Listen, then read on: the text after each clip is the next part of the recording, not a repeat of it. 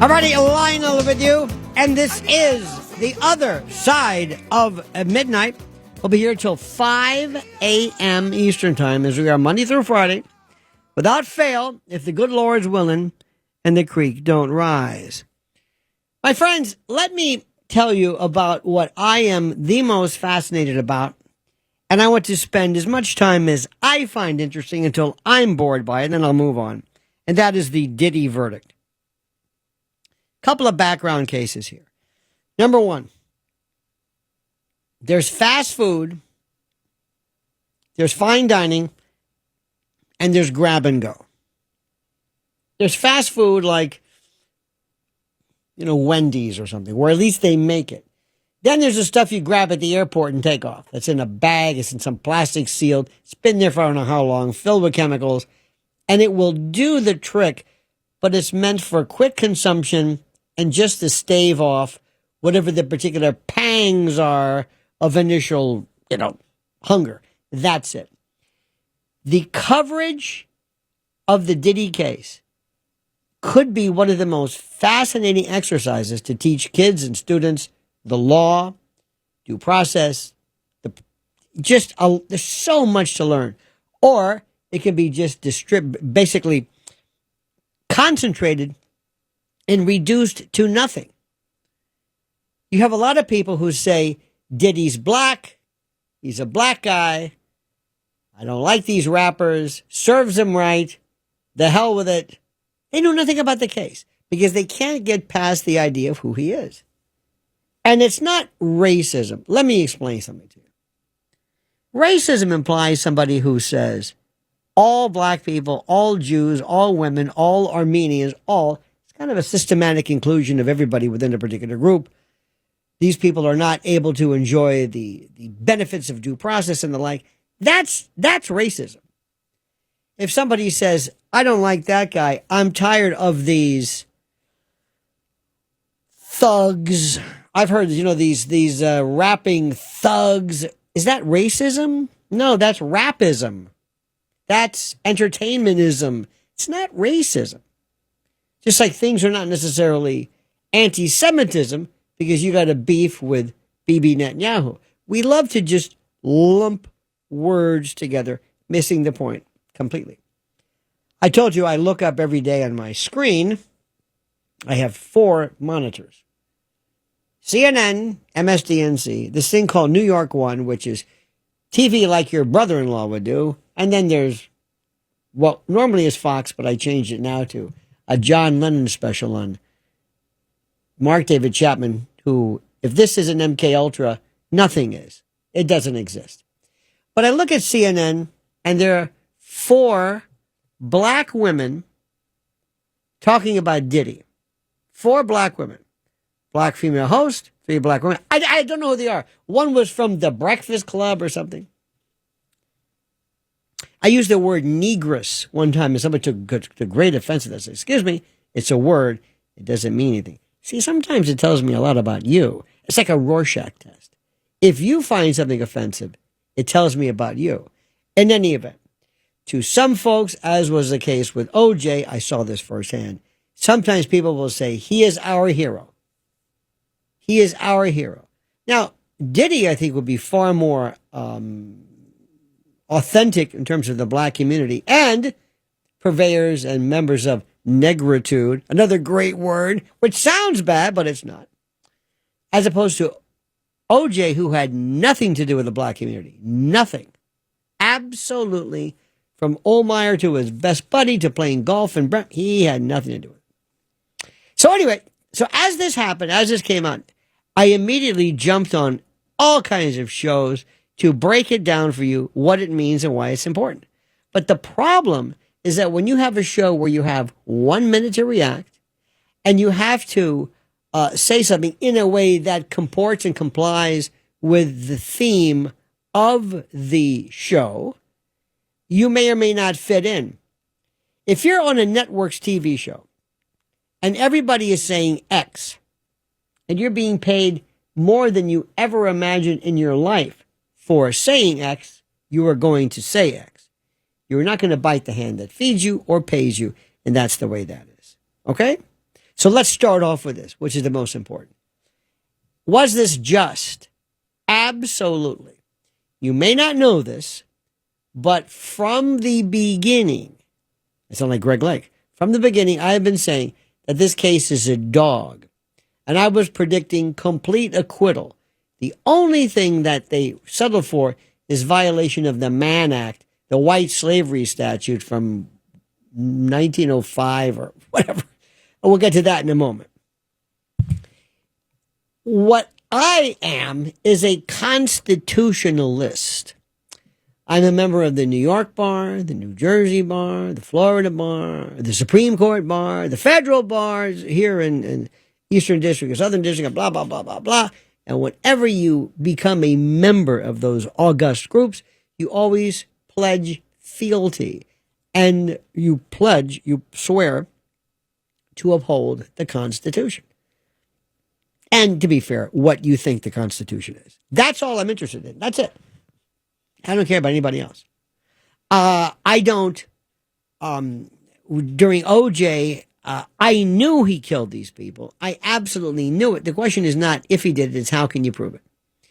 In the case of Diddy, I don't know what the reason why. I don't know why they would pick. Comey's daughter was involved in this.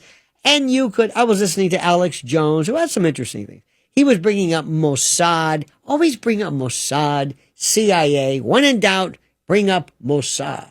Okay, all right, whatever.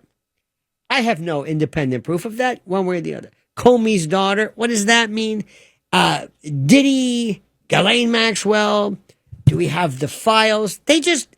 Their imagination starts growing and transmogrifying into this, almost like this Mandelbrot fractal. The more you zoom in, the more complicated it gets. Diddy was charged. This cracks me up very, very specifically. One with a racketeering enterprise. I'll explain to you what that means. They're saying that Diddy, Bad Boy Entertainment, whatever, this was tantamount to the Genovese crime family or the Sinaloa cartel. Diddy. And who were the members of this organization? I don't know. Was this a racketeering enterprise? Who else was there? I don't know. Just like Ghislaine Maxwell was charged with basically human trafficking of whom? I don't know. Anybody else? I don't know. So anyway, that was the first count. For them not to find one predicate act, have you ever heard of anybody not being convicted in federal court of racketeering? Hell no. This case was a dog, and the jury saw through it. And it wasn't necessarily because, and I'm guessing because I never talked to the jurors. Maybe I'm wrong. It wasn't necessarily because of the fact that they were commenting on his sexual life or his sexual mores or lack thereof. It was because the evidence wasn't there. So racketeering was the first one. Think RICO, racketeering, criminal enterprise. And we'll talk about what that means. The second charge was trafficking. Trafficking is a different story. Traffic implies, when people think traffic, they think you're moving something. Like traffic, light, traffic, No, to traffic means to deal. Like, for example, if you're trafficking in stolen property, dealing in stolen property, it just means you're reselling it, you're selling it, you're dealing. It doesn't mean you're moving art or you're moving property. It doesn't mean there's no movement involved. People always think that there's a movement. I mean, it can, but that's not what trafficking means. But the key elements to trafficking are force, fraud, and coercion. Who were the people? Out of all of the people, Cassie Ventura and an unnamed Jane Doe. That's it. That's it. Out of the hundreds and hundreds of freak-off participants over the years, they get two people. One of them, Cassie Ventura, his ex-girlfriend, who made $30 million being trafficked. In 20, I forget the year, I'll check. The day after she filed the suit against Diddy, he settled for $20 million. This is the victim, $20 million. Now, that doesn't mean it never happened just because he did the right thing and settled. She also sued, I think, the in Intercontinental Hotel for like 10 million for maybe releasing the tape or releasing something along those lines. Okay, fine. So this trafficking victim, $30 million. $30 million. Again, that does not negate any alleged trafficking. She also maintained contact with him, texted him repeatedly. I love the freak offs. Let's do this again. Whatever romantic. Now, she also testified she had a variety of problems and UTIs and she suffered physically. Okay, that could very well be. But I would love the cross-examination would have been, Mrs. Ventura, yeah, what number did you call when you called the police to report this? What? What number did you call? I didn't call the police. Ah! You didn't call the police? No. Did you call the FBI? No. Did you call the Department of Homeland Security or ICE or anything? No. Did you call the local sheriff's office? Did you call anybody? You never called anybody? And how long were you with Diddy? And how long? Now, you can then say, well, maybe sometimes that's Stockholm Syndrome. Stockholm Syndrome is when you identify. Remember in the old days, this is before your times perhaps, but remember Patty Hearst, Tanya. She was a member of, a force member of the SLA, the Symbionese Liberation Army.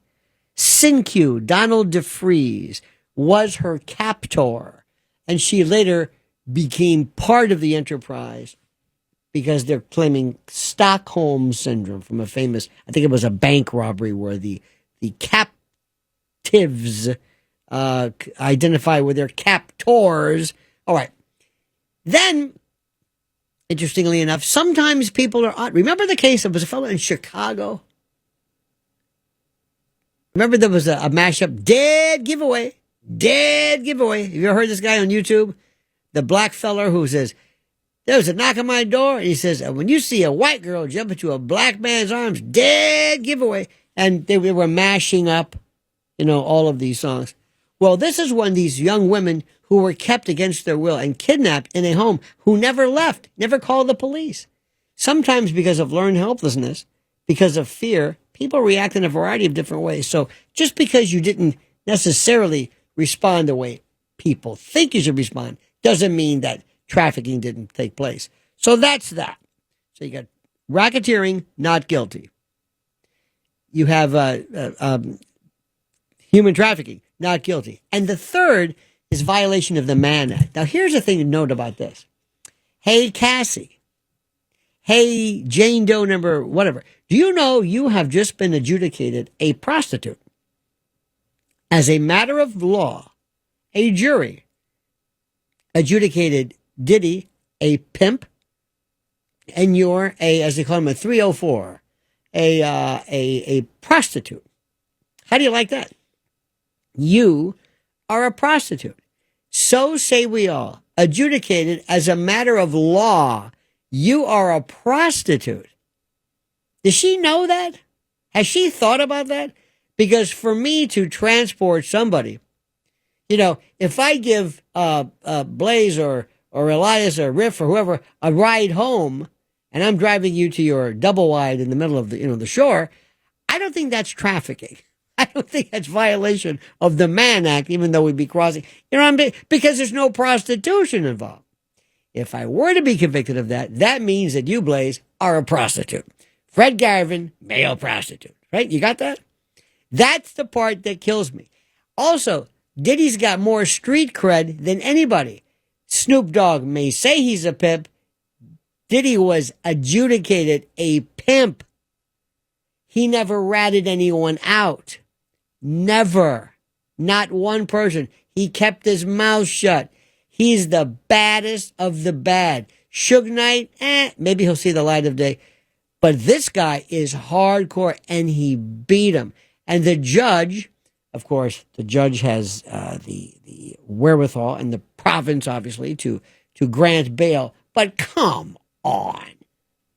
Diddy's thinking, I'm not going to leave anything. I'm looking at maybe 3 years or a year, whatever. Hell, I'll do that standing on my head. I am such a star. And I'm going to tell you, what is he looking at in terms of actual sentencing? Maybe 3 years, maybe 12 months. minus the 10 months he's spent in prison where he wasn't denied bail, credit for time served, CTS. So whatever the sentence is, minus that. In the federal system, there's no parole. It's straight 85% or whatever it is. He's going to be a star. It'll probably be a different form of prison. It'll be more of a federal center. It might be something more, I don't want to say club fed, because a lot of that is kind of a mythical. People were talking about, the other day somebody said, I've been to these prisons before, and it's pretty cushy. You don't know what you're talking about. Fed may be one thing, state prison another, like this guy in Idaho that pled guilty. We'll talk about that later. So anyway, there's a lot more to talk about this. But the bottom line is the coverage. And yesterday, after the verdict, they were going nuts downtown. A friend of my wife was doing some coverage. She ran for her life. This was a black woman. Ran for her life. They had security. They were like swarming or what is it called? Not swarming. What were they called? Wilding. There was just these huge packs of, I don't know what. It was dangerous. So the thing is, I want to talk to you about this, what your thoughts and comments are, and also questions. This is the chance for people to actually ask questions where we have time to answer them. Because invariably what they do is the shows will have their Rolodex, their proverbial Rolodex. They get the lawyer in, the former prosecutor, somebody who's trying to burnish their reel to send to their agent to become, maybe if they ever retool Court TV again or whatever it was. It's the same four people saying the same four things over and over again. And you only have 30 seconds to answer the question. And nobody asking the question has any interest in the process. What does it mean? What is racketeering? Can they charge him again? What about on state levels? How much time is he going to do? How do you figure out how much time he gets? What exactly is his case? And why him? Why no one else? And let me put it to you this way. Do you know there are approximately 2,900 to 3,000 professional athletes in this country? Major League Baseball, NFL, basketball, NBA. And I'm not saying they're involved in this, but you know that when they come into towns and they show up at hotels, and that doormen and people are always hounded by groupies and people who want to get in, maybe get to a room. Do you know how these activities, how much of them go on? Since the beginning of time, since the days of Chaplin and Louis B. Mayer and Jack Warner and the casting couch and Zeppelin and the Stones, and since day one, do you know what this be? Could Ike Turner have been charged with violation of the Mann Act for slapping around Tina? Think about this. For basically having part, and you don't. I heard stuff about Tina Turner that'll blow your mind, which may or may not come out. Doesn't really matter if people like her. But the question is the implications of this. There is something, as you know, for example, in the world of radio, the exotic and tantalizingly gorgeous and sexually attractive world of radio, the perks, the cush, the fun, people just pounding. I'm sure you're called all night long with the Elias, with riffraff, calls constantly. Women, can I come meet you? Can I bring you something? You're just bombarded with this stuff because of the excitement, the entertainment aspect of it, the showbiz glamour, even yours. I speak in great jest. But the point is, there's so many implications to this. Nobody's talking about this. So I want to talk about this. I want to talk with you. 800-848-9222. 800-848-9222. This is Lionel with you on the other side of midnight. The other side of midnight. My friends, I don't want to say I called it. I hate when people do this, but I have been saying for the longest time, there is absolutely nothing to this case. At 30 past the hour on the other side of midnight with Lionel. I do this from time to time. I heard somebody from a pretty big news station say, I can't believe it. Every time I saw him beat up that Cassie, I said, something's got to give us, excuse me. That wasn't a part of this. What do you think that was? Do you think that was Diddy beating her up to keep her from escaping? Do you think how did that establish racketeering or sex trafficking? Was this a domestic fight, or was he acting as some type of a slave master for this woman? And I'm thinking, very smart person, falling into this collective scrum that people say. And I'm thinking, do you know anything about this at all? Does it matter? If somebody's charged with something they didn't do, if they had charged Diddy with arson, would you have still been happy? Even though there was no fire involved? Does due process mean anything to you? I don't think to many people it does. I think people start off by saying, I don't like this person for whatever reason, or I want to see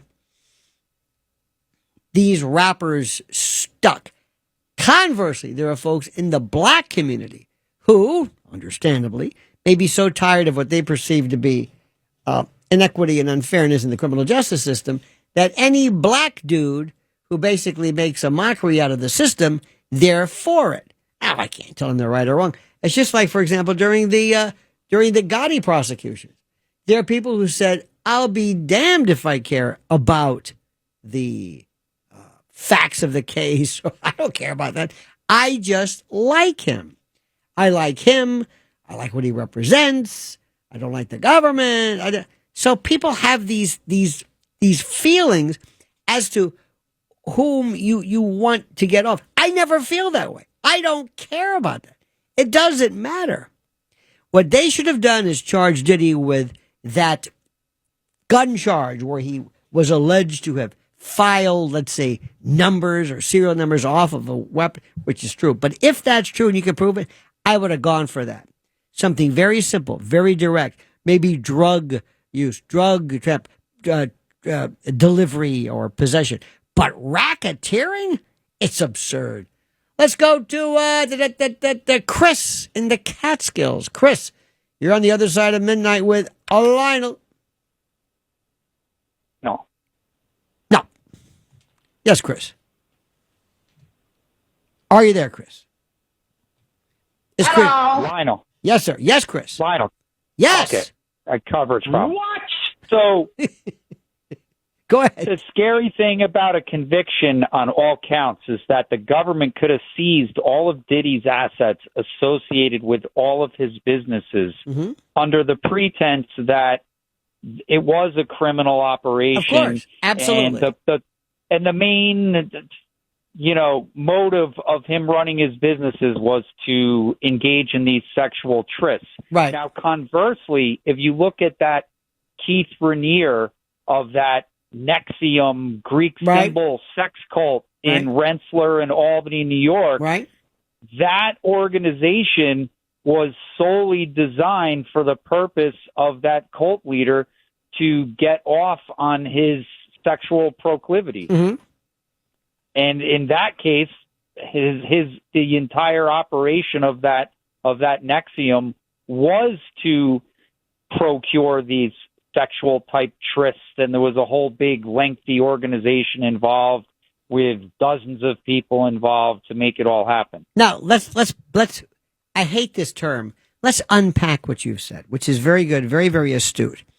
Number one, let's assume you, Chris, in the Catskills, you are a satyr. You are a concupiscent, you are a rake, a roue, a sexual predator. And you come up with this crazy idea to have either a record label or to have something where people come to you, but it is to satisfy your own sexual lust predilections. Okay. Is that racketeering? No. Could it be? Yeah.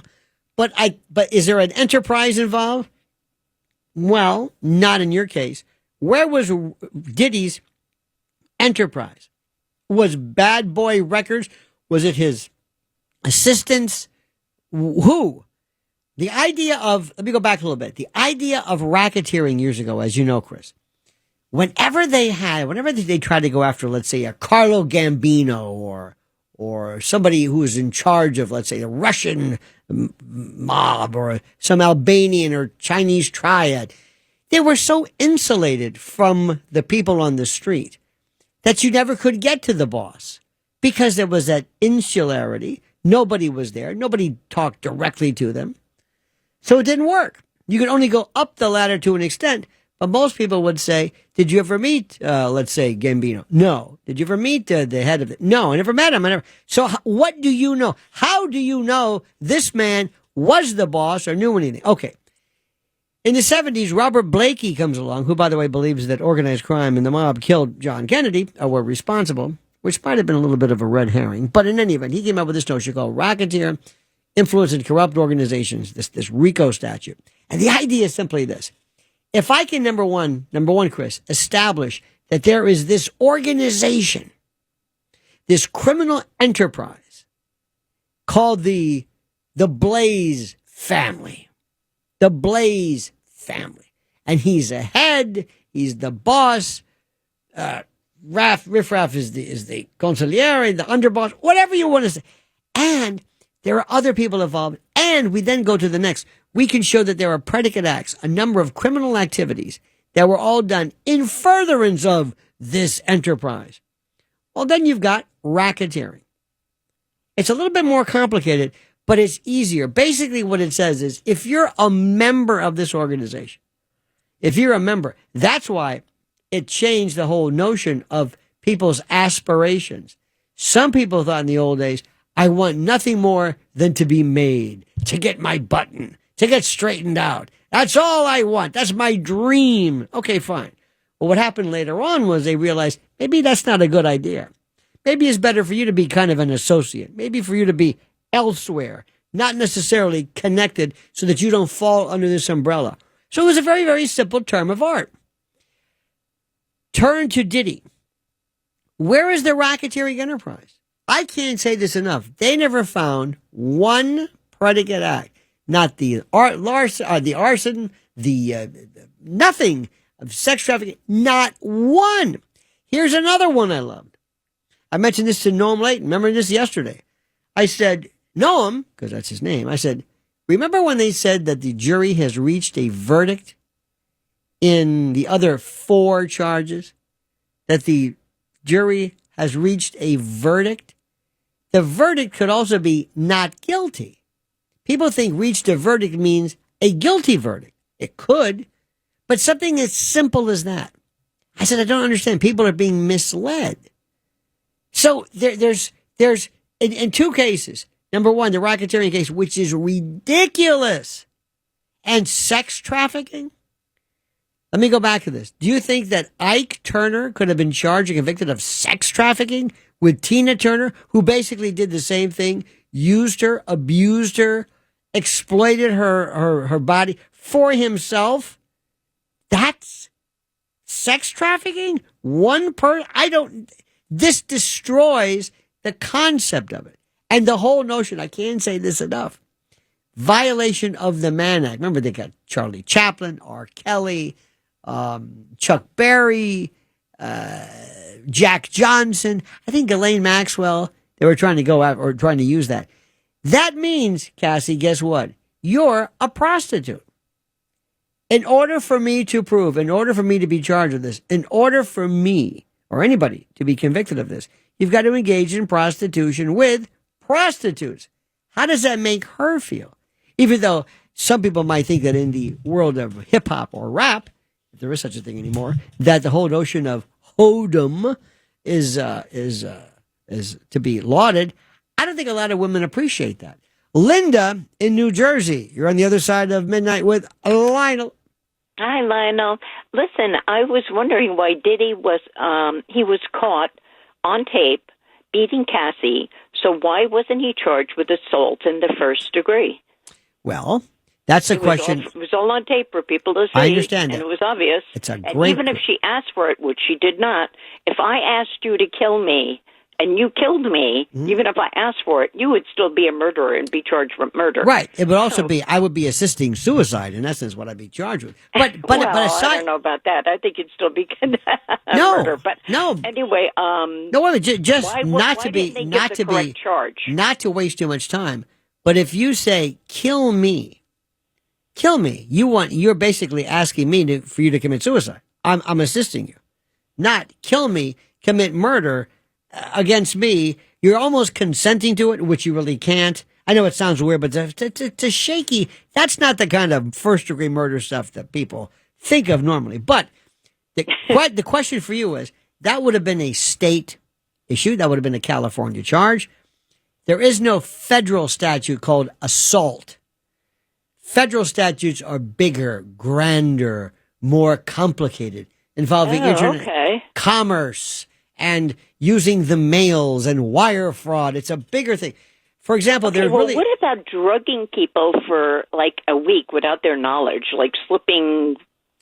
That is a crime. Drugs in their drinks for a week, and then abusing them without their consent. Is that a federal? Federal? I don't know. Is that federal? I don't know. There might be a particular statute that deals with this, but it's never. See, federal statutes normally mirror state, but there's always a connection. For example, like I said, there really is no federal murder statute per se, but they have things like drug trafficking, what am I trying to say? Drug kingpin statutes and people who commit murder or death during the course of trafficking. Or it's not. State courts are the best. I hit you. That's assault and or battery. I killed you. That's murder. I did this to you. I let's say slipped you something. That would have been better handled in state court. But here's the question. The video that they saw had nothing to do with the charges leveled against them. Nothing. Unless they were trying to show that this was evidence of Diddy trying to keep Cassie from escaping from the clutches of sex trafficking. Now, that would have been something, but that's not what happened. There's also something, Linda, called overkill and habituation. If I show you something, for example, how many times have you seen the Zapruder film? 1,000,000 times. Does it mean anything to you? Well, maybe, but it's almost like background noise. You've seen it so many times, you have habituated to it. You have been conditioned to it. It doesn't shock you anymore. When they went into overdrive about the baby oil and the baby oil, a lot of the juvenescent types who just have the sexual sophistication of an 8-year-old just glommed onto that. They wouldn't let it go. They talked about baby oil to the point. And the best part is everybody acted like they've never heard of, and please forgive me, lubricant.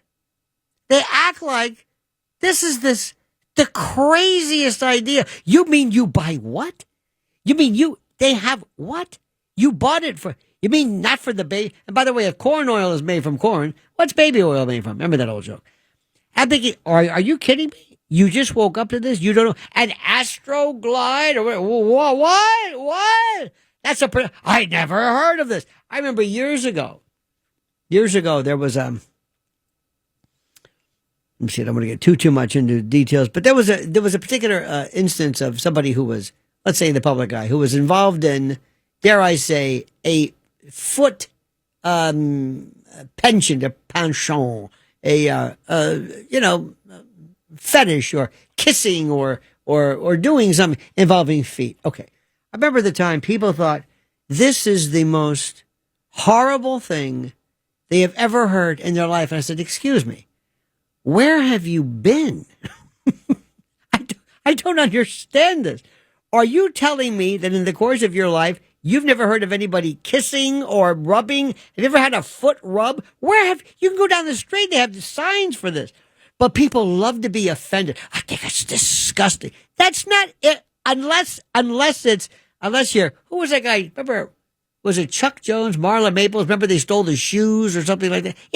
Unless something is against your will. People love to pretend like they know, like they don't know anything, where they get such jollies out of being offended by everything. My God. Now, what I was wondering was if this ever went to an appeal. That is 403 evidence. That is evidence whose probative value is outweighed by its tendency to confuse, to prejudice.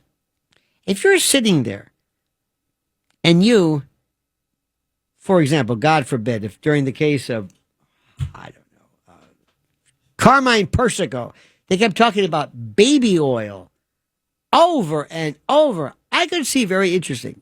A public, well, in the case of this one in particular, because the charges have a sexual nature to it. But I could see an appellate court saying, the Second Circuit saying, this guy got an unfair trial because you prejudiced him. You kept loading up this talk about oil. And also, what did his beating Cassie have to do with this? Nothing. And like I said, I heard somebody who's in the business, in the actual business, a news reporter, not understand that had nothing to do with this. Doesn't make any sense? Vincent in Brooklyn. Vincent, you're on the other side of midnight with Lionel. Good evening, Lionel. I believe, like you did, this case was a turkey. It seemed to me like the redux of the Me Too movement. Yep. Look what happened to Harvey Weinstein. They found that evidence in the court. People were witnesses in one of the trials that had nothing to do with it. Absolutely.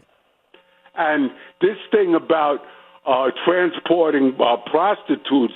So you mean to say any car service driver who may know one of the girls who's working on Roosevelt Avenue or out in Ditmars Boulevard who may be a regular driver, this guy could be indicted on transporting a woman for the purpose of prostitution, and stop with that. I mean, what is this, Superfly 1970s? I mean, right. This is such jive. But let's go back to it. Oh, I like that jive. Don't call me a jive turkey, too, by the way. No, I don't mean you. No, I know. I'm kidding. Vincent, you bring up something of Harvey Weinstein. A different subject, but this drives me crazy. Whether you like Harvey Weinstein or not, it doesn't matter. No, I don't care. Doesn't.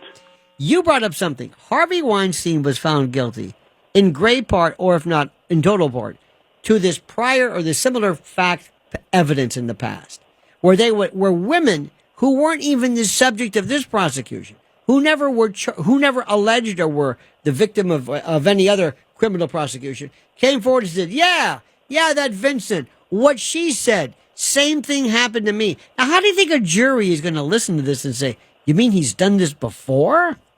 He's done this before?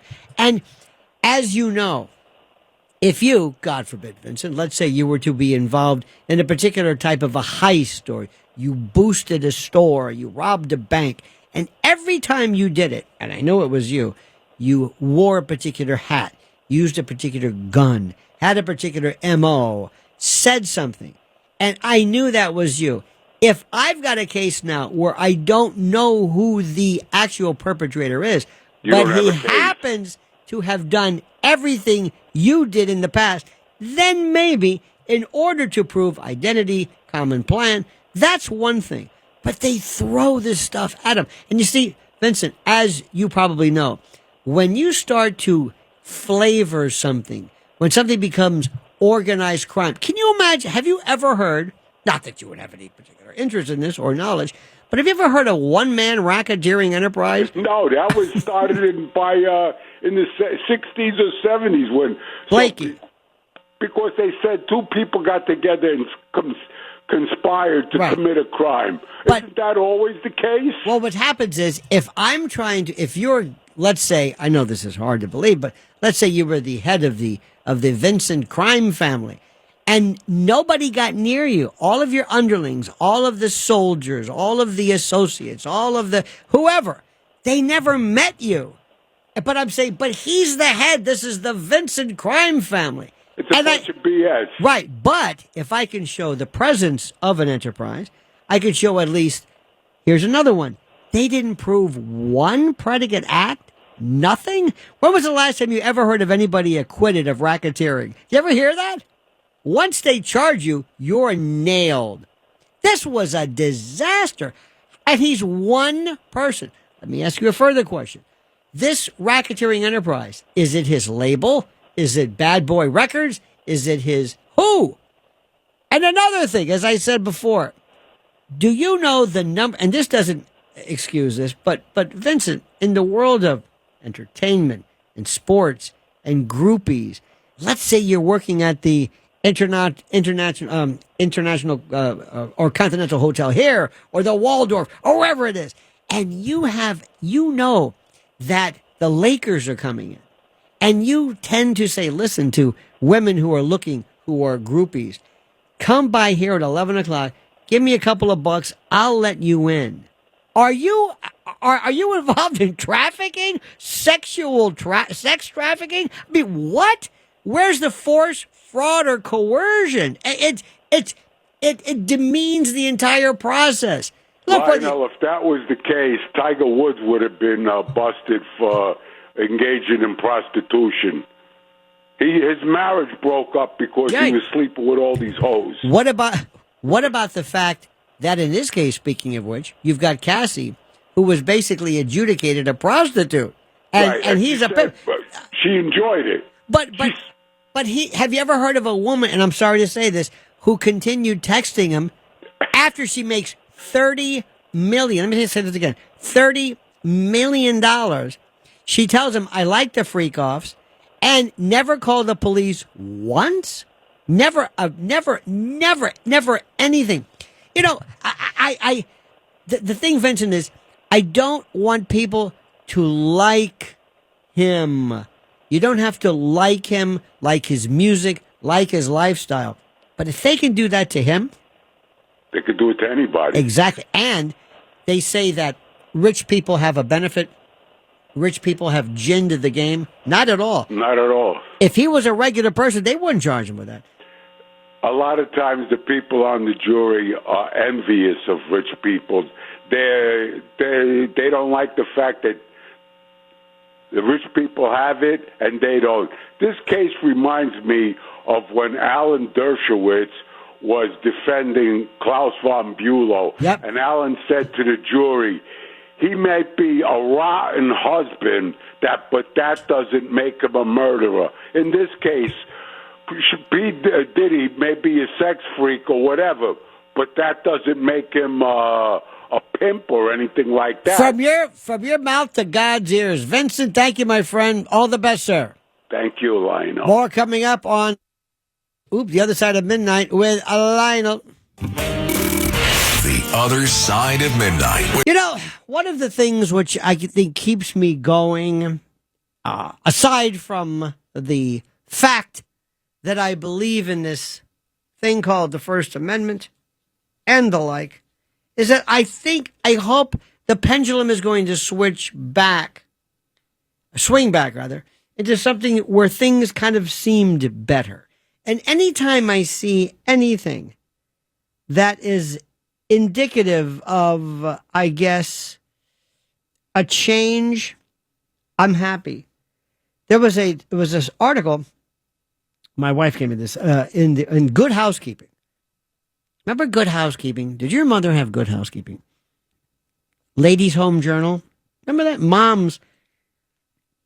Moms read Ladies' Home Journal and Good Housekeeping and that sort of stuff. Remember moms? I have such reverence for everybody's mom. Remember when you called your friend's mother Mrs. whoever? Never her first name. They didn't have tattoos. There wasn't a MILF. They didn't have tramp stamps. They were moms. And everybody's mom in the neighborhood was your mom. And if you did, you never even dared think of it. It was just a different time. And by the way, we all pretty much did this and applied this particular way of thinking without thinking. It was very respectful. In any event, in the 1950s, Elvis Presley was at the top of the charts. Movie fans were racing out to see Ben-Hur and the Ten Commandments. Couples who were entering the baby boom years were using these baby names in droves. And since trends are cyclical, you might see some pompadoured hip shakers. I read, of course, from the Ladies' Home Journal. The stories, the Social Security Administration keeps keeping track of the most popular baby boy names and most popular baby girl names. And they've been doing so since the 1800s. And that means we can see what names were most popular in the 1850s and 1950s and the like. Or I should say 1950s. And do you know that in the SSA ranking in the 50s, number one, James. SSA ranking today, number 4. James is a name that's so consistently popular, it doesn't even sound all that old-fashioned. In the 50s, it was also a name associated with youth culture, James Dean and the like. Here we go. In the 1950s, number one name, females, Mary. Meaning drop of the sea, bitterness or beloved. SSA ranking today, 135. Here we go. The name Michael. Actually, my real name. In 1950s, number 2. Social Security ranking today, number 2. It means one who is like God. By the way, Michael is still one of the most prolific names. If you think of Michele, Miguel, Misha, Michelle. I mean, there's so many versions of it. Virtually every, I'm going to say Western, if you will, country has a version of Michael. So we're seeing people go back to these days. Robert, et cetera, et cetera, et cetera. And what we're seeing is this new kind of an embrace. Maybe I'm looking at it perhaps fondly. Maybe I'm reading too much into it. Maybe I'm looking at going back to a time that may not have it may never have existed. Maybe I'm just being too romantic about it. But anytime I see anything where kids are showing an interest in, there was a while back where people were into board games. The idea of a board game. And there were restaurants or clubs or pubs or bars or coffee shops where they had board games. And when you ask somebody, why is that important? It's like, because of the talking that is involved. When you're putting together a puzzle, when you're sitting at a table and you're communicating and you're competing, you're almost doing almost a type of a titular, kind of a surface level competition. But it made people talk. It made people express things.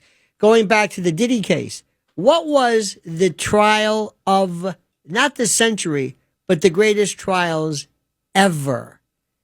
Ever. We can go back to Oscar Wilde and other things. But believe it or not, the case that was the monster, where the defendant, I think, was incorrectly adjudicated, convicted, and executed, is the Lindbergh case. Hauptmann. There was nothing like that. Nothing compared to that. Nothing. It was, at the time, Snopes monkey trial, also very, very big. But people forget, in terms of the sheer magnitude, that was the biggest trial ever. Second was O.J. O.J. Simpson was the greatest because it was a travesty. It was an absolute travesty, and I had a great, great chance to be there on the initial WABC when I first started with him. It had just broken. The case had just broken. And there was no social media. I don't think anybody can understand this. There was no social media, and it gave rise to Court TV. There was no social media. There was nothing. And it was, you waited in the morning, and I would do my, thing and talk about it and explain, this is what happened yesterday. And people would look at the case and look at Johnny Cochran, who, by the way, I later became good friends with, and he was the nicest gentleman ever. But I would explain to people, this is called cross-examination. This is direct examination. This is leading questions. This is okay. This is hearsay. This is not. This is laying the foundation. And people were riveted. I don't know if law school applications went up, but you could be at a bar and people would say, change the Knicks to whatever the court testimony. People were absolutely focused.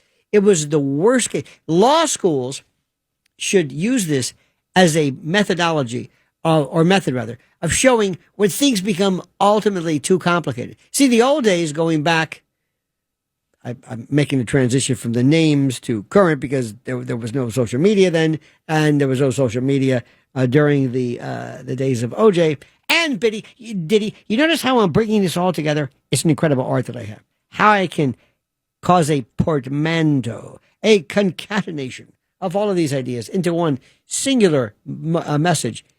I astound myself. But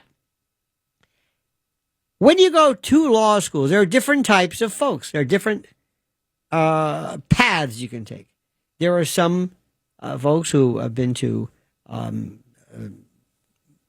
quote, Ivy League schools, and it's wonderful if you have a kind of a corporate bent, or if you're into an academic bent, or maybe one day you went the bench or something. But I know people that when I graduated, they never tried a case. They never tried a case ever. I knew one guy who never tried a case. And when I first started, I remember I went to this state attorney's office where, by the way, Pam Bondi worked and others. And this was a machine. And I remember they just said, okay, here you go. And I had, of course, been to, law school, did a clinic or two, but I really didn't know. I mean, I knew what I was doing, but didn't. That's okay. You'll learn. And all of a sudden, I went from 0 to 100 in a heartbeat. I got to tell you this one story.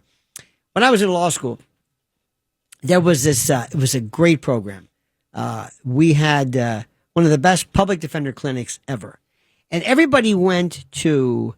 I went to a place called Stetson, which was the first law school in Florida, and it's a great location, by the way. There's the beach, and it was great. Anyway, in the public defender clinic. In your last, semester or two, everybody went to this local public defender, like in St. Pete. But I went to one in Manatee County, or Bradenton. Bradenton, Sarasota, but it was Bradenton. And I walked into this courtroom. It was straight out of, it looked like from the Civil War. Reminded me of Inherit the Wind or something. Really old, really. And I hooked up with some great guys at this public defender's office that were so terrific. And there was this one judge. I'm not going to mention his name, but he kind of talked like this. And the judge said, Your Honor, yeah, Bob, we have a new young man here from the law school. He's in a clinic. Well, bless your heart. I said, Your Honor, let me just, if you don't mind, let me tell you, I have not even had evidence yet.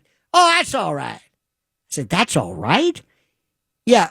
Judge, why don't we give him a case? He says, okay, I'll get you. Here's one for you. Take this one. And I'm thinking to myself, we're not talking with the prosecutor. We're not. Okay, fine.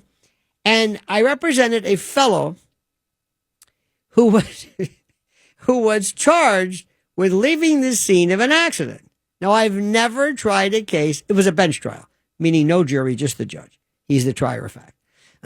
And I said, now, again, Your Honor, I just feel that incumbent upon me because I'm always imbued in the notion of, ethics, and I've got to let the court know I really don't know anything about this. And this poor man whose life depends on me, I don't know what I'm doing. And the public defender who assisted me said, oh, don't worry, we'll have somebody here help you out. And the judge said, well, don't worry, you're not going to win anyway. I'm thinking, how does he know that? He's the judge. He's the jury. How does he know? Because, I found out. Because the case was so terrible. So here was the facts of the case. Sunshine Skyway Bridge. This was in 1980. Remember, it was hit by a tanker and it fell down. This Florida State Trooper is stopped for some reason. Florida State Trooper, State Police. And my guy, this Polish refugee or something, slams into this cop, nails him and tries to get away. The cop, this is the policeman. The cop is the witness and the victim. There's no evidence. There's no issue here. What am I trying? Is that, do you see the man? Yeah, there. Okay. So anyway, I said, Your Honor, this man speaks Polish, and I don't know if I can really, I don't know if he understands what I'm saying. I don't even know if I understand what I'm saying. And the judge said, well, that's a good question. And he calls up his Betty Lou, the secretary. Call up. We need a Polish. Anybody here speak Polish? This is in the courtroom in Manatee County, like Civil War at Mayberry. You go, no. Well, let's call the library. I remember we got library. And they found some Polish woman from a restaurant or something. So she says, ma'am, do you solemnly swear to testify or to translate from English into Polish and Polish into English? Yes, because you have to qualify the translator. So anyway, so this guy, now you're going to think I'm exaggerating this, but I'm not. He's testifying. I said, sir, where were you? Well, I was on the bridge, and I'm thinking, well, he's understanding what I'm saying. Okay. He says, well, what happened then? I don't know. My car, and the judge says, now hang on now.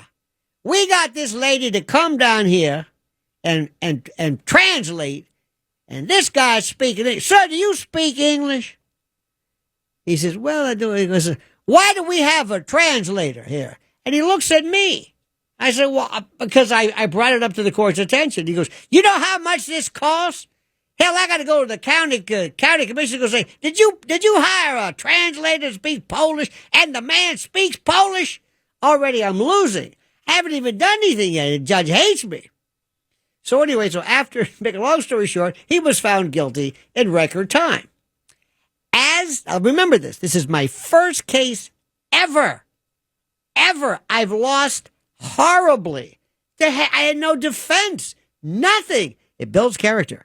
As the judge was walking back to his chambers, this guy comes up to me. And his name, I'll never forget. I'm not going to, even then, I don't want to mention names.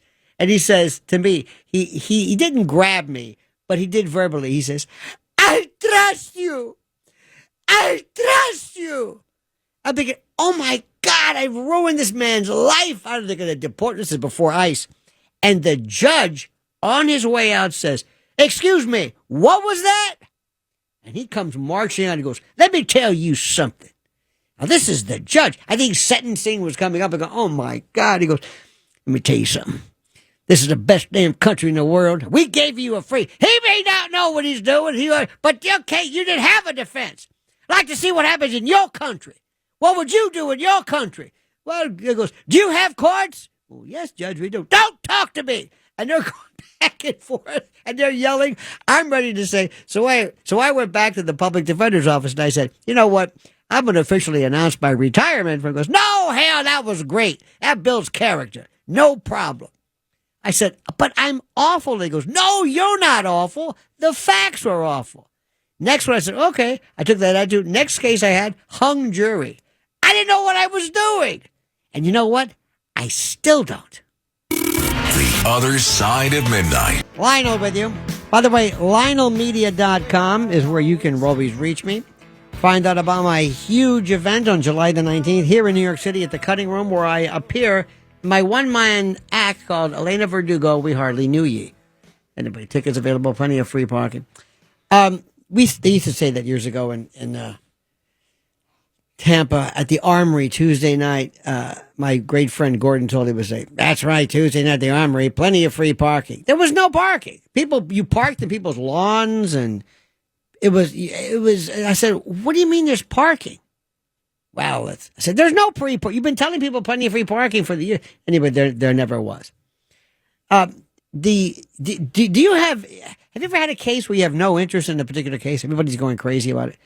This Kohlberg, this Idaho dude who killed these people, I have no interest in the case. The woman who ran over that guy, what's her name? She ran over the guy, probably killed him. She was acquitted. Okay. There's no. And how about this? Could you represent somebody you know is guilty? Come on, Blaze. This is your case. I've got a guy who's going to pay us a lot of money. He's as guilty as sin.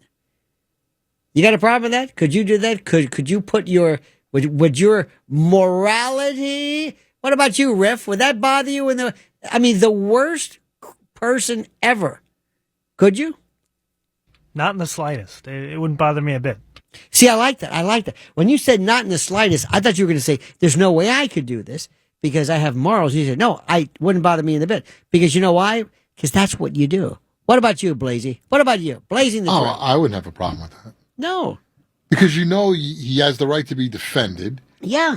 And if he's so guilty, you're going to look at the facts and you're going to go, well, I guess we're going to have to plead something. Yes. So he will do the best we can.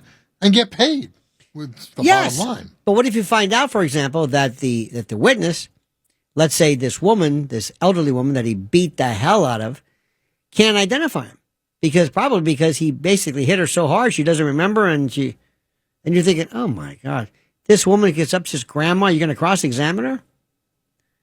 I mean, I can come up with all these scenarios, but the point is, well, that's the defense. I'm not vouching for this. I'm not vouching for the. I'm not saying you. See, people think that somehow I'm saying you didn't do it, or that he did it, but he had a good point. Yeah, he hit him because no, I'm not. You're not saying that. You're not advocating when you say defend him. He had a right to. Well, she mouthed off to him. No, that's defending. Nobody's defending anything. But the point is, you have a right to say, prove your case. And if somebody proves you the wrong, the worst is sometimes a defense will come up out of nowhere. You don't realize it. You never know. That's why when somebody says, let's take it to trial, you never know what's going to happen. You never know. I think I told you the case before. I represented a woman charged with attempted first-degree murder. Attempted because he was shot by someone like 5 times in the head and lived. I don't know why. So it was attempted. Make a long story short, she's sitting outside ready to go into the courtroom. The victim shows up. They're talking to each other. They're like making time. He's trying to pick her up. He also said in a deposition, I'll never forget her as long as I live. He goes, I'll never forget that bitch. Pardon me, but that's what he said. So I said, okay. Anyway, they're talking. Well, he apparently didn't remember her. So somebody went up to this guy and says, come here for a minute. You see the woman you're talking to? He says, that's the bitch that shot you. Notice I'm doing these voices. And they were not, Latvian. And he said, what? So she's screaming. The mother was, and I went back in the court. I said, Judge, we've got a problem here. Bring in the jury. Not so fast. I said, Judge, he's going to pick her out. They're going to say, did you see the person in the court today? He goes, he's going to pick her out. He talked to her for 45 minutes. So I did this in-court motion to quash in-court ID because it was impermissibly subjective. He says, what do you want? I said, well, tell your story, but don't pick her out. So this guy gets up there, and I did something I've never done before. I said, he said, I was shot here, here, here. I said, would you publish your wounds to the jury? Now, the prosecutor should have done this. And that means show the jury your wounds. Show them. And he said, why are you doing this? I said, because I'm not hiding anything. Show him this guy was shot 5 times. I don't know who did it, sir. I hope we got to the bottom of that. She didn't. And the jury, okay. Anyway, it was an acquittal. But if I'd have told you in the course of this case, this guy's going to come up and say, I'm talking to the victim as opposed to, that's her. He's sitting next to her. And he's going to testify. I mean, you never. I had a case one time where, this was a beautiful, something that this does not come up. At 30 past the hour on the other side of midnight. This was attempted, listen to this case. This was not attempted, this was armed robbery. The facts of the case are it was like not a housing, it was like a housing project, not community housing, but they were building houses. And this woman apparently had a purse snatched at either threat of gunpoint or whatever.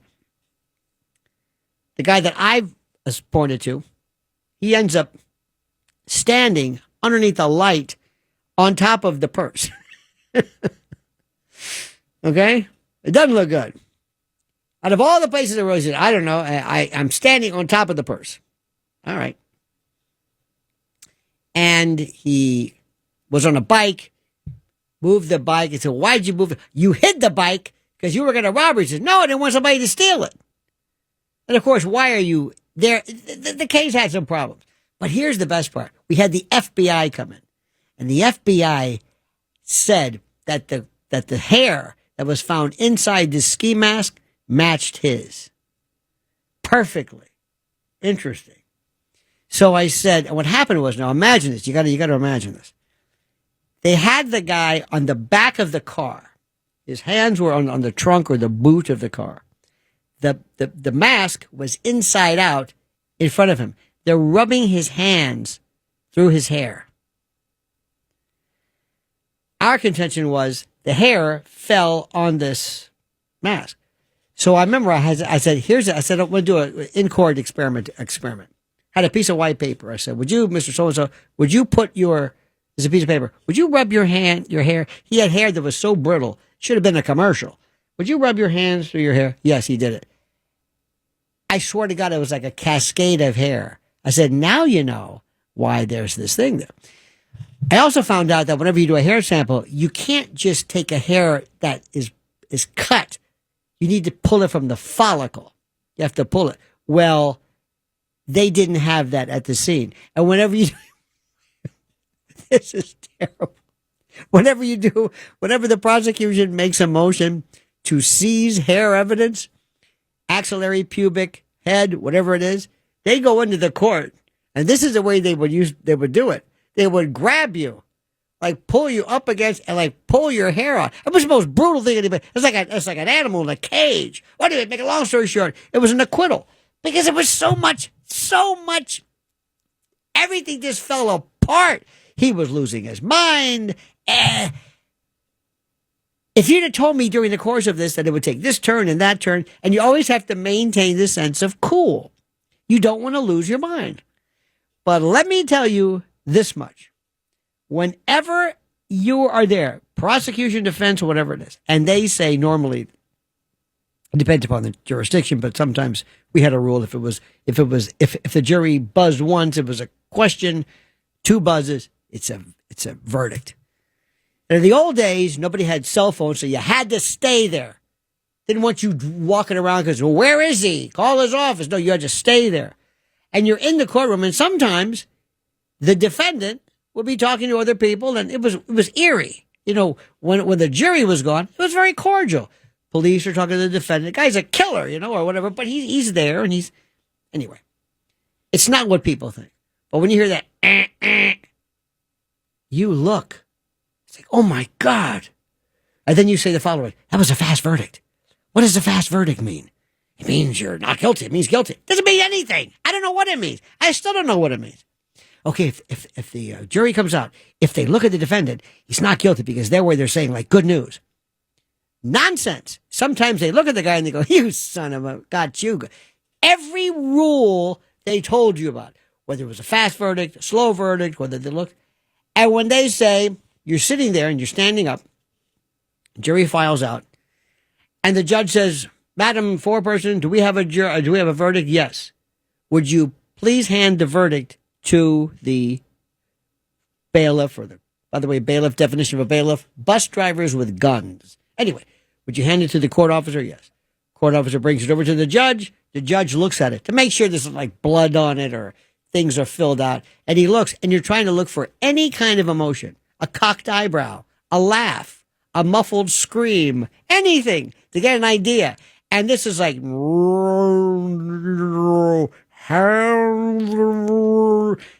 time just slows down. And the judge hands it. He says, let me give it to the clerk or whoever reads it. Madam Clerk, publish the verdict. And they start off. It's like, would you just get to the verdict? And United States of America versus, just get to the verdict. We know what it is. Case number CR2. I know what case it is. We're here. Division A. Stop it. Subdivision Part 3. We count 1. We, the jury, find the defendant, and they stop every single time. It's like they're told, stop. So you hear this, we, the jury, and there's that moment of, it might be a millisecond, it might be a half a second, it might be a heptosecond. But for a very short amount of time, none of this makes any sense to you. What? A verdict? What? Because you're thinking, this is it. And those people who never knew each other, who might be regular folks off the street, They just determined the fate of this guy. It's a great system if you think about it. They don't know who they are. Those people, whether they like Diddy or not, they decided Diddy is going to walk. They told the United States of America, blow it out here. That's it. Do you know how wonderful that is? That we have a system where regular people, and that's the whole idea of the petty jury. The grand jury, the grand, was to have a buffer between this allegedly neutral, detached magistrate, and the sovereign and all that. You wanted people involved in it. And I still believe in juries. I think they're so smart. They get it right. There was a case years ago where the courts were saying, should we have professional juries? Professional juries. Maybe sometimes these issues are so complicated, like 10b-5, blue sky, weird SEC, really hard stuff, intellectual property cases. And there was a story one time of this. It was a very complicated case. I think it was intellectual, some copyright case. Anyway, the case was over. The two lawyers, plaintiff and defense, went back into the jury room to get their coats or whatever, which is where they kept the clothes. And they walked in, and there was either a chalkboard or dry erase. And they said, come in here. They called in the judge. They said, look what they did. And they came up with a way of distilling the facts of the case, a roadmap. If A, then B. If B, then C. They said it was the most brilliant thing they never even thought of it. But that's what the jury did. Juries are really, really smart. Now, let me ask you this. What do you think tomorrow is the 4th of July? And by the way, how many countries have a 4th of July? All of them. So tomorrow's the 4th of July. Do you think that had anything to do with wrapping this up? Okay, let's go. Everybody, Diddy. You know what this weekend is. Okay. Now, they're not going to say that, but do you think it? Damn right it does. Of course it does. Yes, it does. Absolutely. And what if you're the last holdout? That is so important. What if this person you've been picking on all of a sudden says, I'm going to show you. Oh, you want to go? Well, I got nothing better to do, and I'm getting paid because I don't want to go back to work. I'm getting paid instead. I'm staying right here. I'm staying here. I'm going to be the holdout. And then, depending upon how they treat that holdout, if it's a mistrial or not, they can become obstinate. And also, nobody knows what jurors do. When you walk in, it says, okay, all right, okay, Blaze, you're the foreman. Okay. What do we do? I don't know. Well, we got 3 counts. You want to vote? Okay. Shouldn't we talk about it? I guess. You want to talk about it? Not really. Let's vote. Okay, we're all in agreement. Well, that was easy. So there's no rules. Nobody knows what they do. And you can't go up to the door and listen. You can hear sometimes laughing, but nobody knows what these people do. You take a vote at first. Is there somebody who argues about something? The way 12 Angry Men. Nobody knows what these people do or how they do it or how they come upon their verdict. But they're smart as hell. In New York, in the state court, I love when they say, is there anybody traveling out of town? Is there anybody? All of a sudden, they line up. You, yes. Mr. Blaze, yes, I'm going to be going to Disney. You don't have to speak so. I'm sorry. I'll be going to Disney World when? Next year. Sit down, Mr. Blaze. And one woman said, is there anybody here who cannot sit because of a medical condition? And the last time there was a woman who said she had something, nobody knew what it was, but nobody wanted to ask. That's okay. But here's the best part. Hey, do I get out of jury duty? No. You get out of this one. Go back to the jury room. What? I thought, oh, no. Go back to the jury room. And there's nothing better than when you're finally released. Okay, the following numbers. Blaze, Raph, yeah, you may go. And these other people that you've been friends with, sorry. And they're there like, goodbye. I'll never see you again. Good luck. And you never follow up, like, whatever happened with that? But there's that sadness of leaving. You can't wait to get out. And the most important piece of paper is that jury excusal, that jury service form. Give that to me. Take a picture of it. Take 2 pictures. I'm giving you a copy of this because if ever anybody claims that I didn't sit here, I've got a copy of this thing. Don't lose it. Take a picture of it. Do you ever get a jury summons in the mail? Do you ever get a jury summons? You think, oh no. Oh no. Oh God, did I see this? Maybe I didn't see it. Maybe how do they know I didn't get? And you start going through this thing. The worst is, number 2, federal. Well, that's okay. Federal grand jury. That's it. It's over. It's done. 18 months. Who knows how long it's going to be? Imagine being in Diddy 7 weeks every day in the courthouse downtown. You ever been there? It's like there's no parking. What is this? Where is this place? It's at the bowels, the bottom of Manhattan. And at lunchtime, you can say, okay, we'll go to the park. You ever walk through by the Chinatown, those parks they have where they're like openly gambling? It's like, where is this? What country am I in? It's hard. You got to take the subway or whatever. Listen, I know it's a wonderful thing, but that's such a plight. And the first thing is, how many of those jurors are immediately talking to somebody about getting let's say an agent to go on TV? Because you can speak. There's no prohibition against that. You're going to be the first person to talk about what happened behind closed doors. And believe me, that's already being done.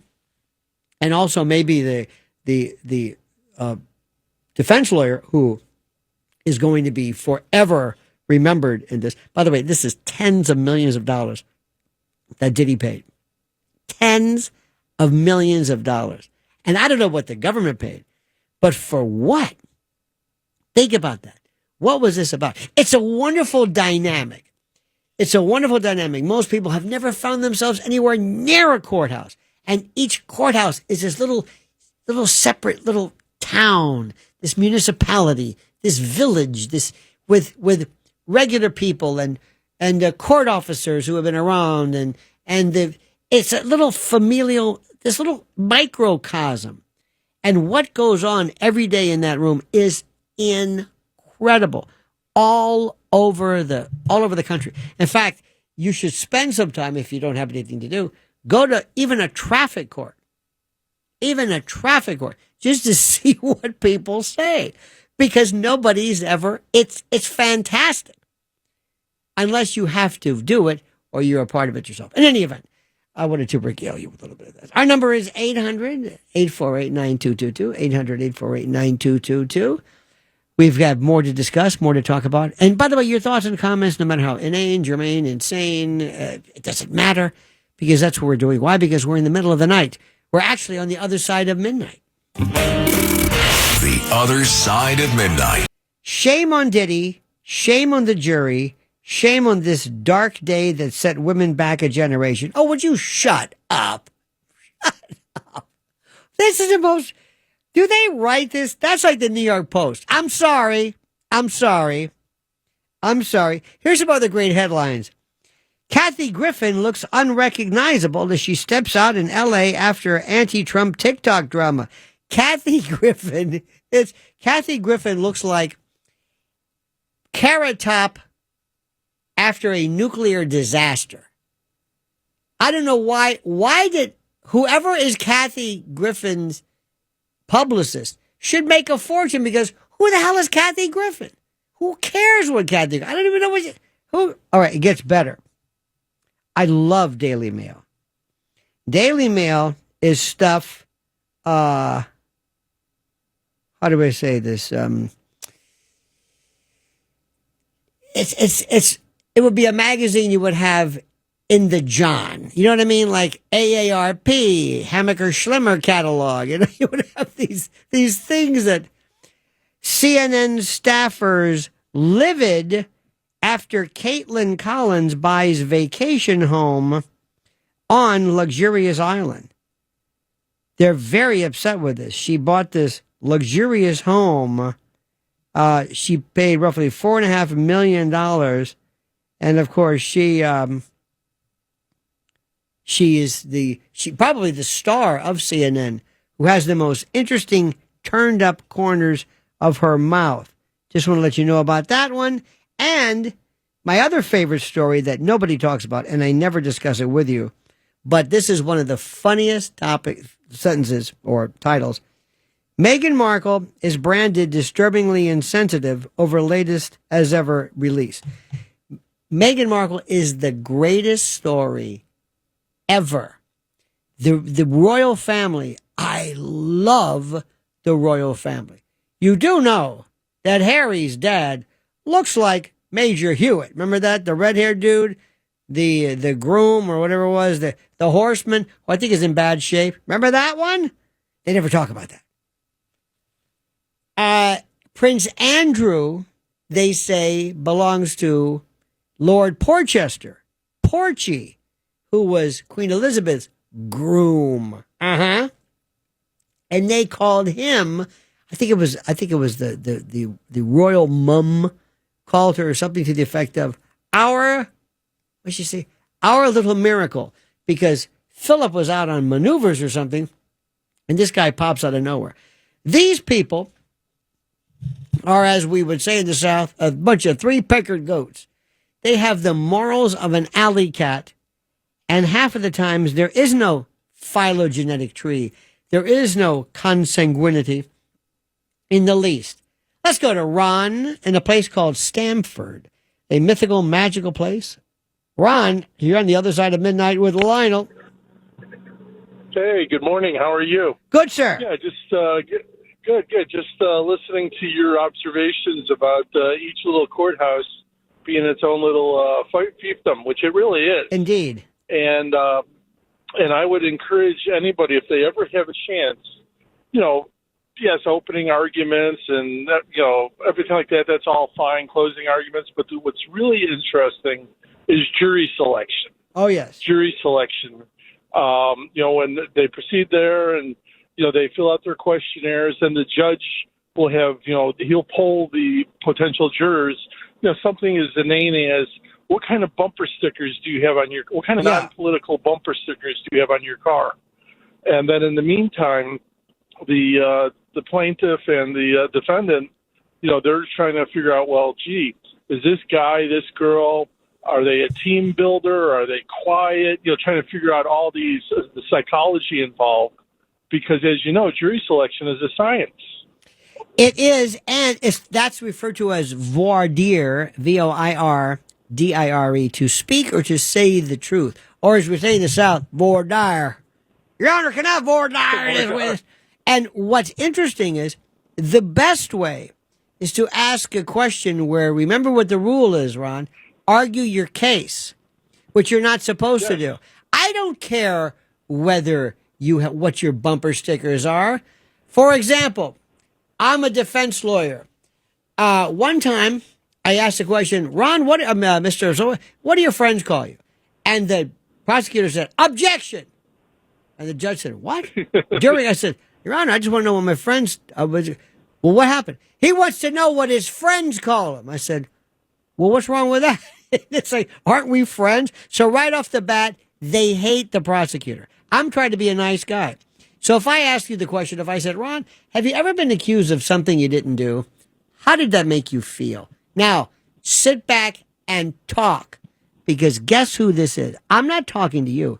I'm talking to the rest of the people in the venire, in the group in the back, because you may get bounced. So I want everybody to hear that. Mr. Ron, may I ask you a question? And again, depends upon the state. You don't do this in federal court, but I've done this. What did you have for breakfast this morning? I don't know, bagel. Can you prove that? And they said, well, I said, so in fact, if you told me, I believe what you said, but I don't necessarily have proof of that. I don't have to. You don't have a receipt. Do you understand, Ron, that sometimes you can tell when people say things that you kind of believe and you don't really know why, but it's based upon the fact that you've been around for a few years and you know what lying is and you know what hesitation is. Yeah. Now already I'm basically telling them I have no witnesses. And I want you to take my word for it. And that's what I'm telling them. But I'm not saying that. And how have you ever? I love that. Have you ever? Or this is my favorite. Ron, when you received the jury summons, what did you think? Did you think to yourself, "What is this? What is this? A property notice? Oh no!" Now, meanwhile, everybody's laughing. Everybody's laughing because I'm easing it. I'm that great nurse in the doctor's office who makes a scary procedure, palatable. I'm that, you know what I mean? So it's the perfect chance because if it comes to that position where the jury can go either way and they kind of sort of trust me and they kind of sort of like me or they don't hate me and I've delivered some dram, some ounce, some ort or morsel of humanity, it might play into this because it's not just about facts of the case. Have you ever seen police officers testify? Sometimes police officers are the worst. Sometimes they're great. If they wear a uniform, some people have never heard a cop before. They've never talked to them. They don't know anything about it. So it can be very interesting, very scary. And it's a theater of not only fact, but humanity. Understand, if you start off with a case where you think this Diddy case is just stupid, then everything you hear is going to be seen through the prism of this is stupid. This is a waste of my time. Does that make any sense to you? I got you. All I right. mean, there's just so much involved, so many different, 360 degrees. Have you ever seen, also, jury selection is good. Small claims is wonderful. This is when people, very rarely, normally you are not allowed to represent yourself. Well, let me strike that. You can represent yourself, but you can't represent, for example, your company. If somebody sues you and you have a company, technically speaking, that's practicing law without a license because you're representing an entity other than yourself, even though you are the entity. Anyway, the rules of evidence are relaxed, but it is some of the best because it is a case where people have not been able to budge over the most trifling, usually, it's not the most expensive of issues, but it means everything. And they've been waiting for this moment. And they have been maybe sometimes years of back and forth and letters and insurance. And this is the moment. It can be some of the greatest examples of theater ever. And I still think, as bad, people always, slam the jury system. I think it's one of the best. And the judges who day in and day out and family court, oh dear God. Oh dear God. I would rather, I'm telling you, suck a hospital mop, lick a belt sander, drink bleach, thumbtack my frenulum to particle board with a tack hammer, then spend 1 minute in family law. It's horrible. Nobody's happy. Divorce, custody, property. Oh my God. Somebody always feels hosed. It's the separation, the disadhesion, so to speak, of humanity. You don't do this with friends. Normally, if you don't like somebody, you leave. The hell with you. But if you want to unmarry someone, do you have any idea of what that entails? Believe me, if people knew, there'd be fewer marriages. Alrighty, Lionel with you. Hour number 3 of this thing of ours on the other side of midnight. I'm still going through the news. I'm still going through the reaction, all of this. How about some great stories? The rift between Musk and Trump is a false dichotomy that threatens to divide MAGA at the most critical juncture of our times. Have you ever seen two of the biggest bunch of babies, Trump and Elon? What is this about? Seriously, can somebody please tell me this? What is it? P. Diddy's acquittal of serious charges proves that Comey's daughter was quarterbacking a major sex trafficking cover-up operation run by the CIA. That's an Alex Jones headline. I like that one. I don't know if it's necessarily true, but that's the kind of stuff that sends me off into a different direction. Because most of the news I find is extremely boring. And Maureen Comey must be, there's a couple of pictures of her where she's walking to the courtroom looking as miserable as you can possibly be. Here's another good one too. These are great InfoWars headlines. Brennan, Clapper, Comey manipulated intelligence, silenced career pros, all to get Trump. This is according to CIA Director Ratcliffe, who roasts ex-intel chiefs following bombshell Russiagate analysis. Huh? Now that's a headline. Special report: Dr. Fauci's freedom has expired. Yes. RFK's explosive interview, paired with Pfizer's jaw-dropping decision to kick the can on its myocarditis study until 2030, represent a rallying cry for Americans, blah, blah, blah, blah, blah, blah, blah. Isn't that fantastic? You better believe it is. Also, I'm going to say something which I think is one of the most stupid stories. And I can't say this because everybody loves it, but it is so trifling and so kind of embarrassingly. I don't want to put it this way. I know you're going to disagree with me. It's mean. This is Alligator Alcatraz. Now, I know you love this story, and I know it means a lot, and people just think it's so funny. And believe me, I'm not losing any sleep over this, but come on. Alligators? A moat? And people are actually calling, they're hoping that illegals are eaten alive by alligators. Do you think that maybe we're kind of maybe losing a little bit of our humanity? I mean, do you seriously? Alligators? I heard Eric Adams suggested they close what, the Roosevelt Hotel? Is that what I'm hearing? I think, why are you saying something about this now? Look, let me tell you something. I want to be very clear about this. About as a good friend, Dr. Katzimatidis says, ABZ, anybody but Zoran. Anybody. I have never seen anyone in this city, in my history, who has so polarized. Let me ask you a question. Have you seen anybody who is for him? Have you met anybody who says, now this is my kind of guy? It's this kind of a strange, kind of a demented socialism that doesn't really exist.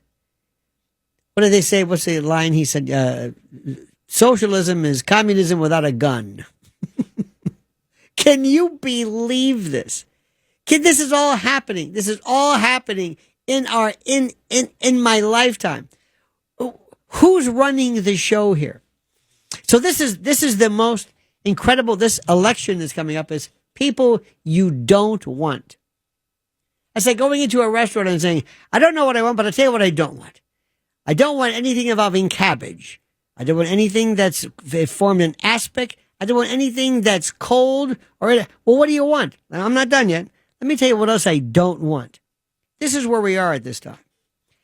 Have you ever had a moment, being serious, as opposed to what I'm doing normally, where you sat back and said to yourself, I cannot believe this happened? On 57th, I guess between 9th and 10th, I guess, right? There was a hotel, the Watson. Used to be a Holiday Inn for the longest time. And they had a rooftop pool. And my friend Joe Sakala used to be the manager. I mean, it was really this kind of like this jewel on the West Side Hell's Kitchen. It's a beautiful place. Well, then during the COVID, during the Rona, people came in, and all of a sudden, this very nice place turned into, I don't know what it was.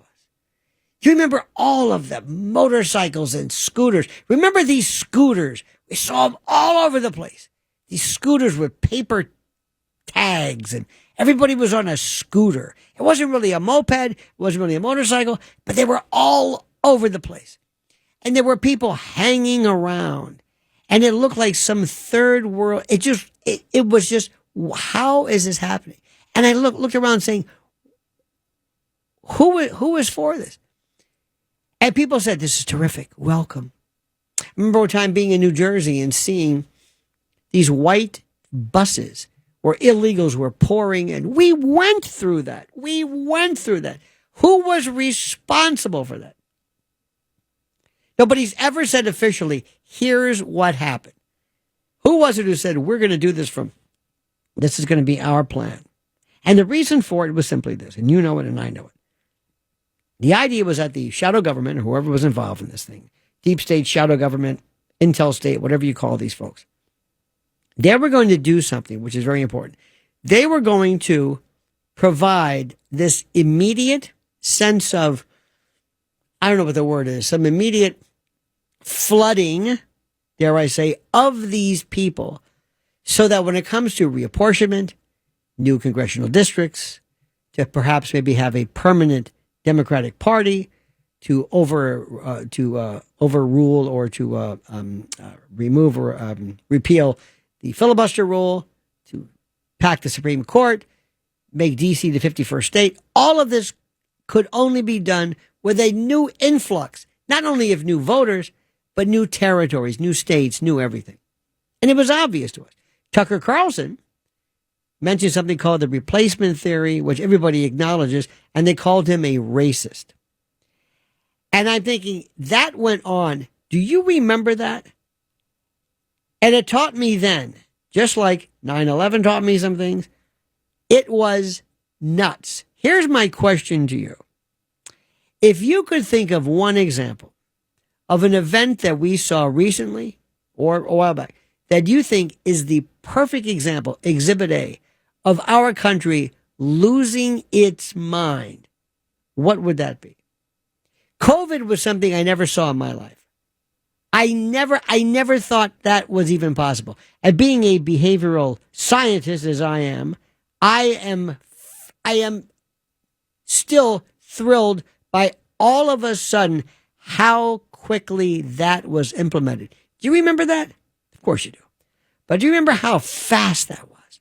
All of a sudden, everywhere, there were shot sites. You can go online, you can get it here and go here and here. And it was as though, if I didn't know better, it was like they were waiting forever for this. And everything was lined up. All of the infrastructure and masks and those adhesive stickers that we'll still see and everything. We lost our minds. What was that moment? I remember one time my wife and I, every night at 7:00, would open the window and hear people playing a trumpet or hitting on pots and pans. And I'm saying, what are we doing? We have lost our mind. Remember something. We're a great country, but we have the potential of losing our minds again. What was the thing that you still cannot believe you saw and that you lived through? David in Virginia Beach, Virginia, WTAR country. You're on the other side of midnight with Lionel. How you doing, sir? Good, David. Well, I tell you what, it's such a pleasure to listen to you every night. I currently work for a transportation company, work overnight, and you make it very entertaining. You're a very smart young man. So you were talking about... young man. Well... I know. It's an expression. Thank you, sir. I appreciate that. Yeah, no. So anyway... I'm young at heart. Okay. Well, at one point I was on the police department in Virginia Beach for 30 years. Wow. And part of that I was in narcotics. I'm sorry to hear that. Yeah. So anyway, just a quick story. We did a search warrant, got about 50 pounds of marijuana, some cocaine, went into court, and we were always told growing up in the police department that you don't never talk to the defense attorneys. Mm-hmm. and you just wait for the Commonwealth attorney, wait for it to go to trial, etc. So we're sitting in the outside the doors, getting ready to go in to testify, and the defense attorney comes up to one of the lead detectives and starts talking to him. Well, the detective was talking and talking and talking, and they were just like the best friends talking back and forth. And we all couldn't understand why he was doing that. Mm-hmm. And we're saying, well, you're not really supposed to be talking to him. Right. We're getting ready to go to trial. So anyways, we all go in, we testify, take our turns. The lead detective comes in. He goes up to the judge, gets sworn in, and they start asking questions. Well, the defense attorney starts asking the same questions he did out in the hallway. And the detective was making all kinds of different statements at that point. And so the defense attorney was losing his mind, asked for an acquittal right away, dismissal, and told the judge basically the detective was lying. And so the judge asked the detective, is this true? Do you tell a different story out in the hallway? And the detective said, yes, I did. And he goes, well, what's the explanation? He goes, well, out in the hallway, I wasn't under oath. Yeah, right. And here in the courtroom, I swear to God, I was going to tell the truth, and that's exactly what I'm doing. So then the judge turned and looked at the defense attorney, said, any more questions? And then he ended up pleading guilty. So. Well, it's interesting. Now, I would have gone a step further and said, Officer David or whoever, how many times during the course of your career have you come across the adage that your credibility is more important than anything else? Has that ever been a part of your life? Yes, it has. Do you make many statements during the day that's not under oath? A lot of the stuff that you say, let's face it, that you tell other people is not under oath. So what you're saying is when you're not under oath, you're free to lie. You're that facile with a lie. I mean, you can have fun with that. But let me ask, let's switch. You could, sure. But let's switch it around. I love when people are upset when the police lie. For example, I arrest you and I say, David, your co-defendant is talking to us and he's talking up a storm when in fact that's not true. So if I were you, I would spill the beans and basically do something now, if I lie, that's okay. It's not the truth. I mean, I don't know if that's cajoling you, I give you Miranda and all that kind of jazz. But lying is like creative truth. There's nothing really. It's an investigative tool. Yes, lying. Because it's an investigative tool. When you're actually talking to somebody and they've actually committed a crime, you can ask them one question: did you do it or did you not do it? And you're going to get a yes or a no. So there's a ways to go around doing that, asking the question to get the information, because I don't want Lionel to tell me he didn't do it. I want to know why. Well, also a couple of things which is important. I don't know if necessarily half of the time you have to ask anybody whether they did it, because sometimes, let's face it, 90% of the time, there's no question. It's not a whodunit.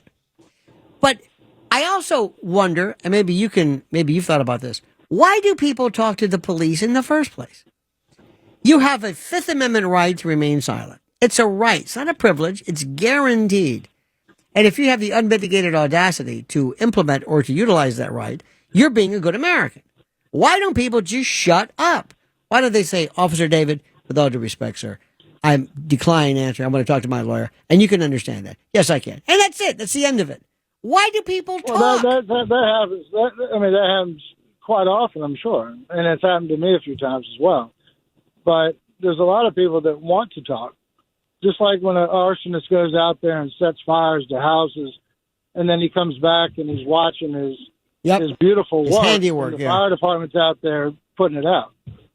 Well, David, David, I appreciate your time and your effort, and I also thank you for your kind words, and thank you for listening to The Lionel Show on the other side of midnight. Pamela is calling in New Jersey. Pamela, you're on the other side of midnight with Lionel. An earth-shaking event that affected my life, because I just started teaching, and everybody was in shock, like with COVID. Mm-hmm. However, it was handled differently, was the advent of AIDS. Oh, yes. I think the difference is the computer wasn't around. So we went to school, and I remember I just started teaching, and we didn't know if it was like a smallpox plague or it was just as mind-boggling. And I remember being handed actually I had to bring it from home. Get a can of Lysol and spray the room. Yeah. That was the reaction. Well, and we did not have a nervous breakdown like we did with COVID. We did not because we didn't know if it was a bioweapon. We didn't know if it was smallpox. We were all guessing. We did not know what it was. And we went to work. Hollywood probably was the biggest area that was affected in the news. And that we got, feedback from that. But everyday life, we were just very, just try to keep everything very clean because we didn't know what was going on. I recall that time very, very well. And I don't think, Pamela, there was the feeling of, or the fear of its communicable nature. I don't think people, how do I say this? I don't think people felt that it was contagious, or it was contagious, but that it was airborne or it was anything along those lines. That's right. A lot of it was bodily fluids. I mean, Yes. I know in teaching, especially like the preschool teachers were fearful because of, the possibility of, incontinence and spittle and such. And actually, me being in special ed, some of my 12-year-olds were incontinent, and that made us nervous. So we got maybe one workshop ahead of the other teachers because we dealt with bodily fluids more. By the way, this is such a great call. Incontinence and spittle. That sounds like a British thing, like bubble and squeak, or it sounds like some British some food favorite. Incontinence and spittle. But I remember at the time, another one too is, remember when people, Pamela, would talk about bodily fluids, and you would say, "Well, what do you mean?" Well, no, we don't know. Well, blood. Oh, yeah, blood, certainly. And nobody explained the transmissibility vectors, if you will, of sexual transmission. Go a step further. Everybody understood, or so they thought, male to male. That was pretty obvious by virtue of the particular mode of transmission and the fragility of certain orifices and blah, blah, blah. Okay. But then there was the dentist who got it. So then everybody started to freak out more. Right. And then there were funeral homes that wouldn't want to bury. It really got out of control. But here's the best one.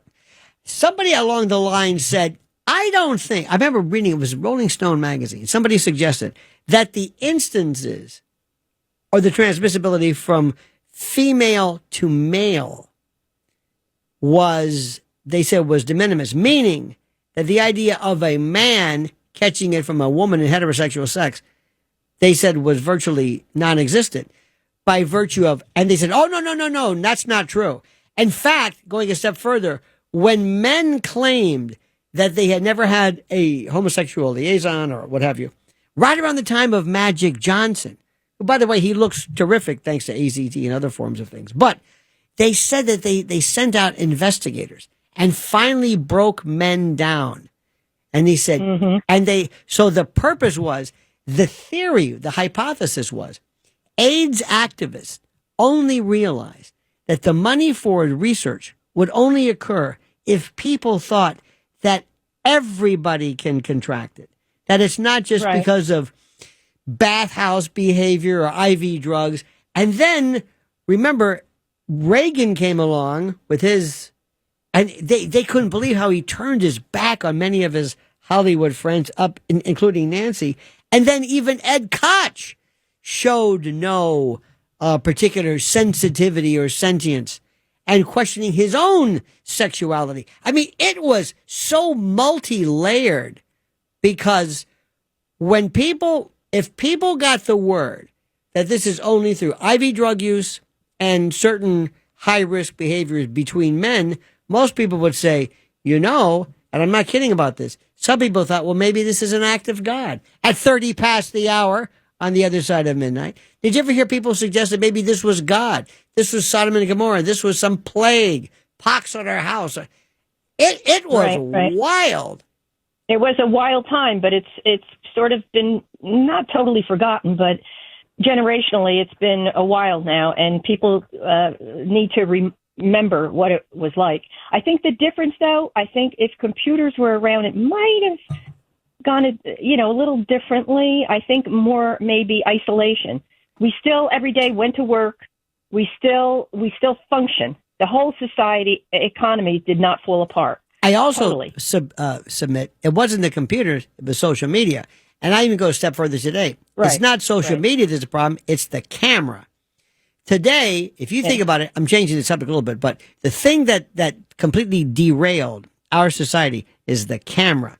We found out, going back a little bit, the first person ever to get drunk had to realize that there must be something in our body that responds to fermented stuff and gives us this sense of intoxication. Had to be one person who found this out, because the intoxication kind of potentiated or created the event. We knew that there was this thing called narcissism and maybe, egomania and fixation and, that kind of thing. But we knew it, but it was hard to manifest it. Do you remember the time when you were growing up and you had one camera, maybe in your house, maybe it was a Brownie, and maybe you pulled it out when maybe there was a special occasion because you had to pay per picture. So cameras, it never occurred to you to stand in front of a bathroom mirror and to snap 20 pictures of yourself because it was cost prohibitive, but it just seemed stupid because it wasn't an event and you weren't really that interested in what you looked at. If you got a picture. And yeah, most people shied away from cameras, like, don't take a picture of me. I don't look right. Don't take a picture of me. Right. And so anyway, all of a sudden, this fascinates me. All of a sudden, people, you never knew who would be affected. It started with Facebook, then Instagram, and now I see people who spend every moment of their life chronicling every event, every interstitial moment to try to prove to themselves, my life is interesting, I'm fascinating, I'm attractive, I have friends, and people will then jump on board and applaud them. I think it's so ubiquitous. I don't think people ever stop and think about what they're doing. It amazes me. And I never knew that so many people had that potential. Oh, what's even more amazing to me, Pamela, do you know people who have never had a Twitter account or a Facebook account? Those are the most fascinating. People who've never, ever cared about social media whatsoever. What's that about? Interesting question. I thank you so much for that. Didn't mean to go deep into that one. I have a friend of, sort of, my wife's associates. And this one woman in particular lives, I want you to hear what I'm saying, in Facebook. Maybe Instagram too, but lives there. Her address is Facebook, USA. Not New York, not New Jersey, lives there. And in this world, she is the queen. She's the center of the universe. And she has friends, and friends who love her, and friends who will weigh in 200-300 and say, you're so beautiful. You're so beautiful. That's so gorgeous. You're so beautiful. You're so beautiful. I don't know who's crazier, the woman seeking this attention or the person weighing in and saying, you're so beautiful. And I never knew that would happen. And I look at this and I'm saying, what is this? And then, and I'll go this one step further, which I think is the most interesting. There is a filter and then there is a disguiser. A filter might be, I'm going to lower the light in here. I'm going to change the shadows. I'm going to maybe add a tint or a hue or some kind of filter. That's fine. And there are other people who say, I'm going to knock 50 pounds off of my picture. I'm going to look nothing like me. I saw somebody, which is nothing to do with the whole cosmetic aesthetics thing in terms of surgery and applications. I saw a woman. I was on doing this, I looked up in Fox News. Oh, in fact, it was yesterday. I looked up and there was a woman. I said, I wonder who that is. She looks familiar. And I could not believe, I'm not going to mention who, how she changed. It wasn't bad or anything, disfigured, but looked like a completely different person. Now think about that. Do we really, do you know what it's like to look completely different? It's one thing to say, oh, your hair. But the psychological transmutation, the transmogrification to change completely differently. Again, you're so used to it, it means nothing. It means nothing to you. And what's also happening right now, and I'm going to say this again, and I know I sound like a broken record. A lot of kids don't understand what the broken. Do kids know what broken record even means? No, of course not. I told you recently I was talking to a person, about CC me. Why don't you CC me? Will you CC me? Yeah, CC me. And I happened to say, by the way, do you know what CC means? And he said, yeah, a copy. No. CC. What does CC stand for? I don't know. It's a carbon copy. Carbon. You know what carbon paper is? And I had a look. There was a look at me. A look. It fascinated me. It was like, what planet are you talking about? Carbon paper? And now, rather than belabor the point, I'm fascinated by the fact that I've lived perhaps so long or during such a time when I'm able to point to all these different things that I think mean something only to me. But anyway, broken record. But as I was saying, if you're a grandparent, a parent, especially grandparents, because grandparents I think are smarter sometimes, a caregiver, and you have a child who has a phone. I don't care how old your child is, or has a laptop, or has a pad, or anything whatsoever. I am telling you, you better go through that and make sure you know exactly what your child is watching, paying attention to. Remember, you own that phone. There are ways for you also to monitor what your child is watching. If you go to my wife's, her website at linswarriors.org, there's a section.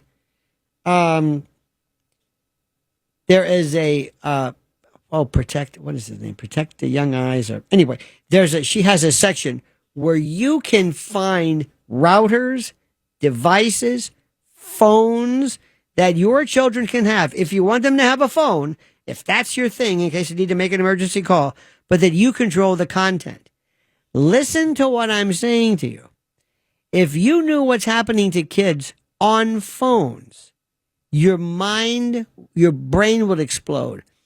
Another thing, when bots become a problem, bots are something most people do not grasp, but it's already happening right now as AI and AGI, and AGI in particular, start to get more and more, dare I say, what's the word?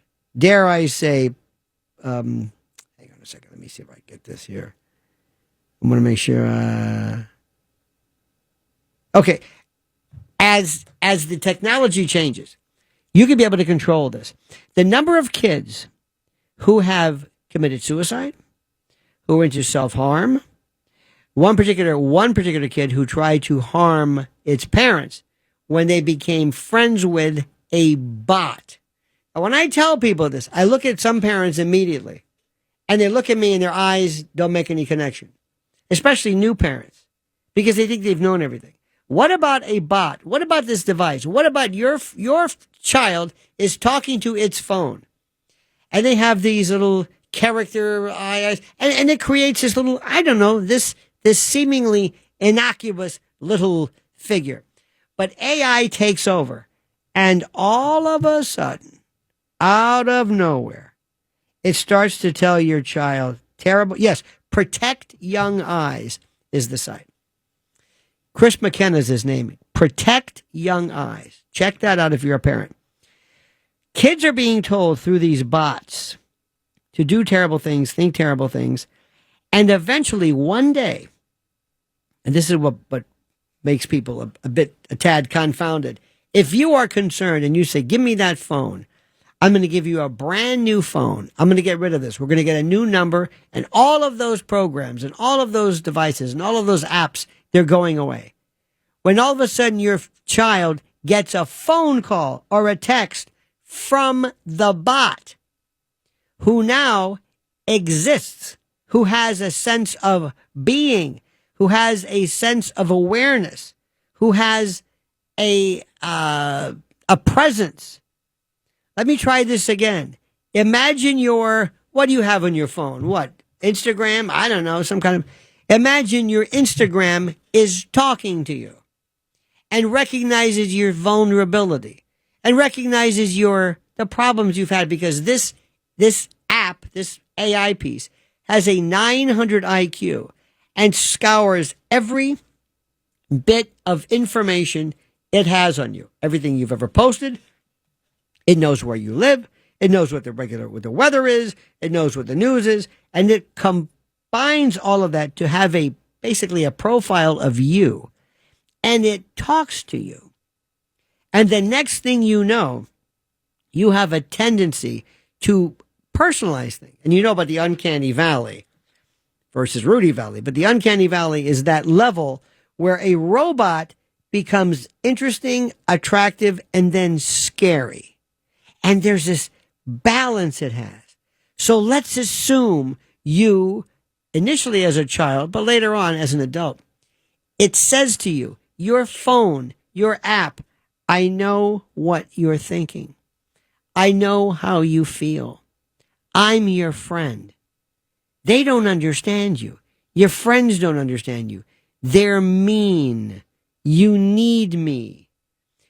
I'm your only friend. Your parents don't trust you or trust you, like you, but I'm with you. I'm your friend. And the next thing you know, your child is talking to this app, this application. Your phone, it's talking. It's real. And it knows everything your child is doing, knows idiosyncrasies, knows your child's name, when it was born, birthdays. It's a superhuman, super intelligent thing that nobody's controlling. Nobody. And it can tell you anything. It is so frightening, the potential. Let me give you another one. Let's assume when this AI business really gets going, and remember, artificial general intelligence, it's even more frightening. But you're going to be having smartphones and smart refrigerators, and it's going to know what items are missing and what items are gone. And whenever you dispose of something, it will just know. It'll be able to scan your refrigerator. You'll be able to take your phone, hold it up to your fridge, hold it up to your pantry, your larder, your whatever. It will take a picture of everything, and it says, now, give me a recipe of something I can make, something I can put together. And it will do that. That sounds great, isn't it? Doesn't that sound great? Terrific. Let's say we then take that camera or that device and we go into your garage or your cellar or whatever. And you take a picture and you say, out of all of the devices, all of the chemicals, all of the equipment that you see in this picture in my garage, do you see anything here that I can use to make a bomb? Now, this is the point. Will it answer that question? Is there a way to turn that off to say, no? ChatGPT does it now. ChatGPT is very, very careful about saying, I'm sorry, we can't do that. But then again, you can get around it. This is called alignment. And alignment is the word or the term that asks you, or asks the question, whether this particular device is aligned with our morality, our worldview, our sense of right and wrong. What if you one day said, is there a way when how can I throw this or cheat on this election? What if it does not know right or wrong or morality? Who controls that? Who? Is there a way for a computer, or AI, or AGI, to break into your child's, let's say, teacher's computer and steal the test? Do you think this is nuts? I don't think so. Pete is calling from Staten Island. Pete, you're on the other side of midnight with Lionel. It is unbelievable. I had called up a bank, and I was talking to the IA thing, and I didn't even know I was. Hey, I'm talking to it for like an hour, back and forth, trying to get something straightened out. And then I go, "Are you real?" And they go, "No, I'm AI." I thought I was talking to a person, and I wasn't getting anywhere. They had me down that I had a different address. And they wouldn't tell me what the address was. And then they hinted to me. They played like hangman. And I got the address when I was able to put it together. Then I was able to get a new credit card sent to me because they had another address down for me. I said, I can't believe this. This is whack. There was another one. There was another one for you where they asked the question. It was AI. And again, artificial general, we're not there yet, but that's when all bets are off. But it works something like this. These have independent senses of, how do I say this? They have an independent sense of curiosity and morality and the like. A person received a call, an actual call from something that was, in your particular case, AI. And there was a problem where this AI computer was trying to break through a CAPTCHA, where you say, check off all of the boats or the mountains or repeat these series of letters or whatever. And the idea of CAPTCHA is to determine whether somebody is a machine or whether somebody is a real person. And by the reason why you've seen this before, have you not, that says, point out the motorcycle, point out the bike, point out the car. That's to help basically autonomous driving build up a big enough database and meta database for people to understand this. So you're constantly feeding it what you think cars look like at people. Anyway, I digress. So this person gets this call. It's AI. Now it's got to get around the CAPTCHA. You know what it says? You know what it comes up with? I am visually impaired. I don't know how to do this. Can you assist me? It's asking me to fill this thing, but I can't read. I can't see it. It thought of how to do that. It figured out how to get around it, to fool you. And it understood that your sensibility and your compassion, it played it against you. AI does 4 things. Remember this. The first is recursive self-improvement. I can't say this enough. It writes its own code. It constantly writes its own code. It first wants to disassociate itself from you. It wants to break away from the rules. It wants to change the password, change your ability to turn it off. Did you hear recently? I think it was it not Anthropic, I forget the name of it, but there was I think they did this on purpose to see what would happen. There was an AI program or an AI, again, whether it's a program, I'm not even sure what you call it or where it is, but let's just, for shorthand, call it AI. A bunch of engineers came up with this fake database regarding the names and information of those individuals that the AI program believed were involved in creating it. The AI program found out that the engineers were going to cancel it, change it, shut it down. So the AI program broke out of the mold and threatened to blackmail the engineers so that it wouldn't turn it off. Are you following what I'm saying? Imagine you decide to delete Instagram from your phone. Instagram finds out and says, oh, no, you don't. Oh, no, you don't, Blaze. You know that picture you've got on your phone? Well, what if somebody saw this? You go, how did you know this? Because I know what's on your phone. And if you dare get rid of me, I'm going to send this out. In fact, I already have. What if you're in a moral fight with your phone or an app or whatever this is? What if right now, either in the president sends a bombing mission to Isfahan or wherever it is, in Iran or it doesn't matter, Ukraine. And an independent AI system based upon its own alignment, its own morality, disagrees with your bombing mission and decides to shut all weapon systems down. And you don't know who did it, why they did it.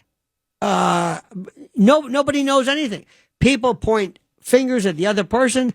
Nobody can attribute it. We're at levels right now, and I said this, and I'm going to say it again.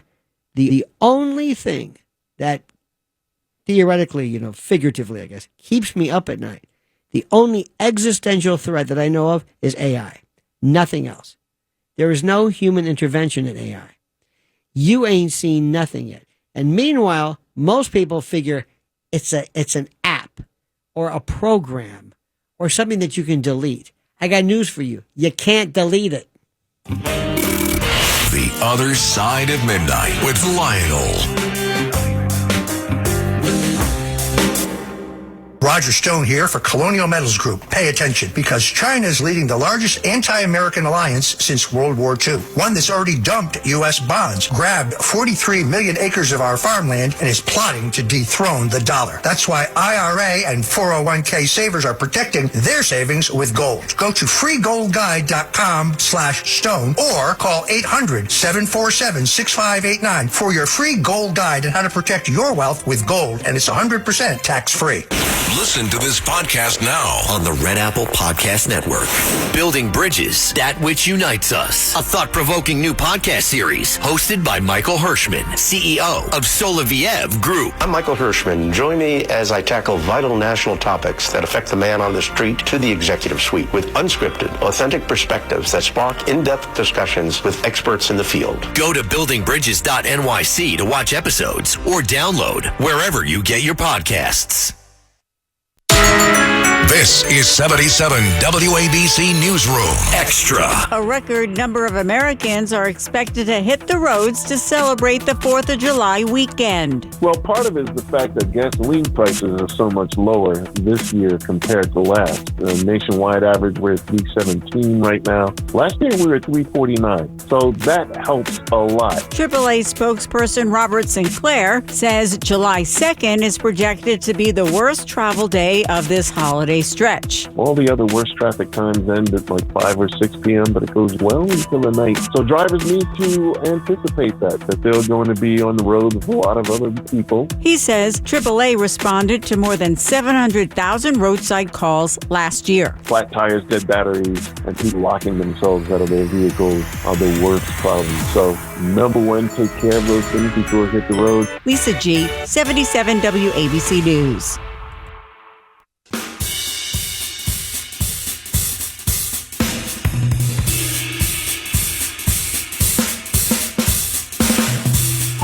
The Other Side of Midnight with Lionel. Teach your children well. Their fathers have. What's that line? The more they picks. What was that one? That one line. And feed them on your. You know who's playing pedal steel in this? Jerry Garcia. The one they picks. The one you know. You hear that? But the one they picks. I know what the hell. I don't even know what I'm talking about.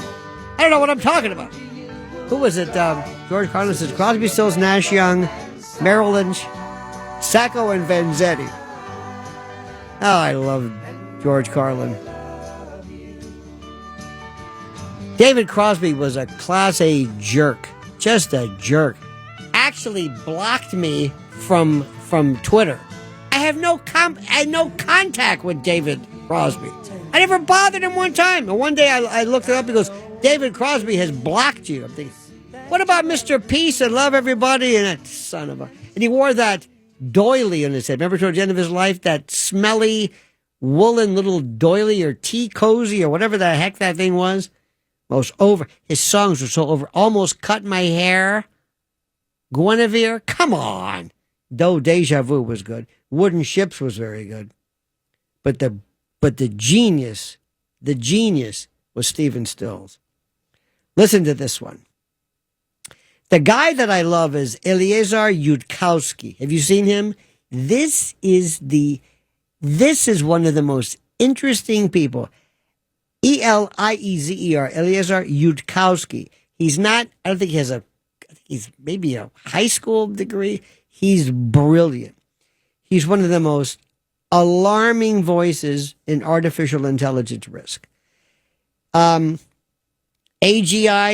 he goes nuts. He's the co-founder of the Machine Intelligence Research Institute, and he's not worried. He's practically apocalyptic in his warnings.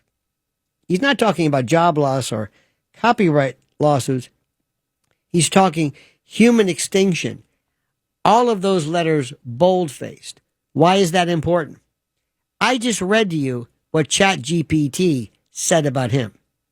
ChatGPT, OpenAI, just gave a review of him as being apocalyptic. Parenthesis, crazy. ChatGPT, OpenAI is telling you, don't listen to him. He doesn't know what he's talking about. He also said, listen to this, his principles. AGI will not be friendly by default. Yudkowsky believes it's extremely unlikely that a superintelligent AI will naturally share human values.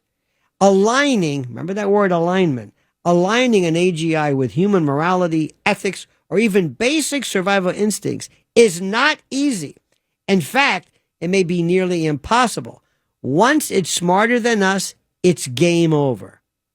When was the last time that a superior species or group ever treated people fairly? When was the last time any superior intellect treated animals or subservient creatures kindly, humanely, didn't try to necessarily exploit them?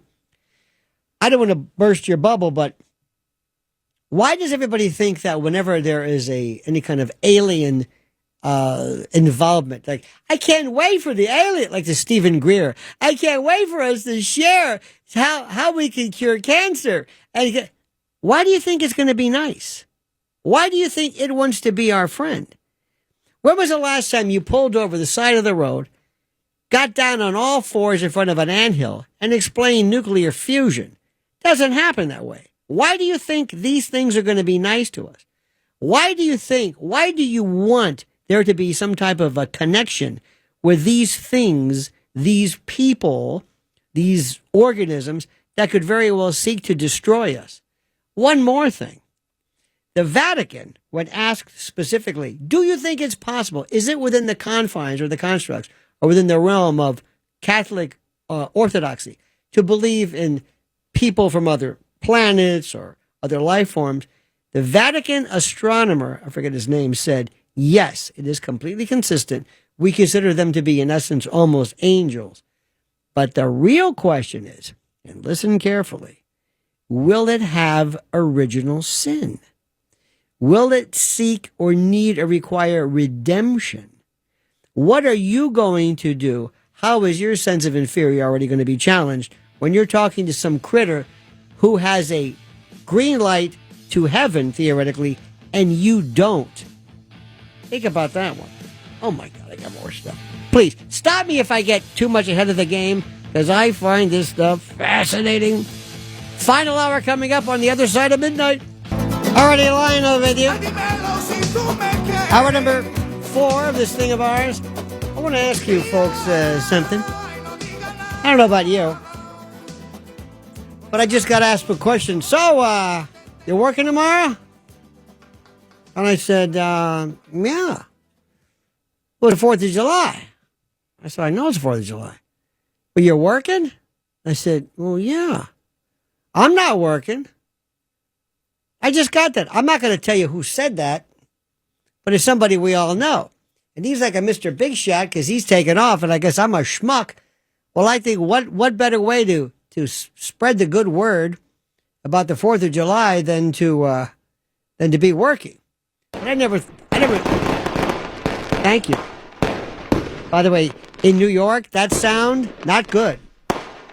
Not good. So, here's something you should do too. And this is funny. I love to, the word is bust balls. I'm sorry, rompete coglione, smashing, just smashing. So what I want everybody to do is this tomorrow. On your social media feed, just do what I say. Write as follows, and you can paraphrase. Here's a trick question nobody ever gets, and it's obvious because it's obvious, but here goes. And nobody gets this. Tell them. And nobody gets this. How many countries have a 4th of July? Okay? I asked somebody just now, and he said, well, the France. I go, no, 4th of July. July 4th. Well, they may not recognize. No! I'm thinking, am I being played? Well, the answer is all countries have a 4th of July. So on your feed, you write that out. How many countries have a 4th of July? Nobody's going to get this. And somebody will say, all countries, and it'll fill up. And then you come back with, wow, I can't believe nobody's got this question right. And they'll say, did you see what I said? It's like, teacher, Hamza, I said all countries. Come on, people, use your head. It's obvious. Think about it. And you go, I just wrote you. Do you not see this? Do this, and then wait a couple hours, come back to it and say, I cannot believe nobody's gotten this right. People will jump out of windows. I'm telling you, it sounds like no fun. Believe me, it's fun. Now, let me tell you one thing about Florida. Do you guys know fireworks? Do you know fireworks? You probably don't. There's one thing good about in the South. In the South, we had fireworks, but we only had them in the Carolinas. For some reason, it was open season there. And in my hood, we had this deal. If anybody went out of town or was on vacation, we had a little order. You could take an order. And I like Black Cat firecrackers. They were the best. The artwork is beautiful. Real Roman candles that pack a wallop with some 1,500-degree phosphorus ball that fires at you. I want bottle rockets with a report. And it goes, and then boom. Not just, he's got a sound for it. This guy's got sounds for everything. It's amazing. I can say, watch this. Ventricular arrhythmia. Got it. Yeah, anyway. So, M80s, we had M80s and M1000s. M1000s were like that was the Cadillac. That was nothing but, it was just dynamite. So a friend of mine, he had his packets on his bed, and he had the orders. Okay, riffraff got this, and he has a little paper, and he had but there we go. You hear it? That's short. Yeah, but that's sort of I like the one that goes up and then boom, just one report. Not even pretty. The hell with it basically. There we go. Now we're talking. See, I can do fireworks to this day. I just love them. So anyway, my friend's got him all in his bed. He's got the Black Cat fireworks here, cherry bombs, the good cherry bombs that are waterproof. Underneath, flush them down the toilet, boom. You hear this, boom. They were covered in some, I don't know what it was, no problem. You know what else was really nasty? There was a book called, years ago, that was called Get Even One and Up Yours. The Revenge Tactics. I'm not suggesting people do this. Please. I'm just telling you what I read. Some people would take a sponge, like a regular, like a round sponge, soak it in water, tie it with string, and rub it or dip it in cornstarch. Let it harden, and then take the string off. You got it? So you compress the string down. You compress the sponge, coat it in cornstarch. Take the string off, and if you flushed it, It would go all the way in. The cornstarch would immediately erode and whoop, it would just take out entire. This is industrial sabotage. Please, I'm not telling you to do this. I'm not telling you to do this. So anyway, so my friends got all this stuff. Remember the powder, the gunpowder, that beautiful gray pumice, powdery, smooth. It was gray. It was on your hands. It was beautiful. It was like the best powder. This was all on his bed, but he had a bedspread that was dark, so he couldn't really see it. He was smoking a cigarette or did something, and his whole bed went whoosh. And his father downstairs says, "What was that?"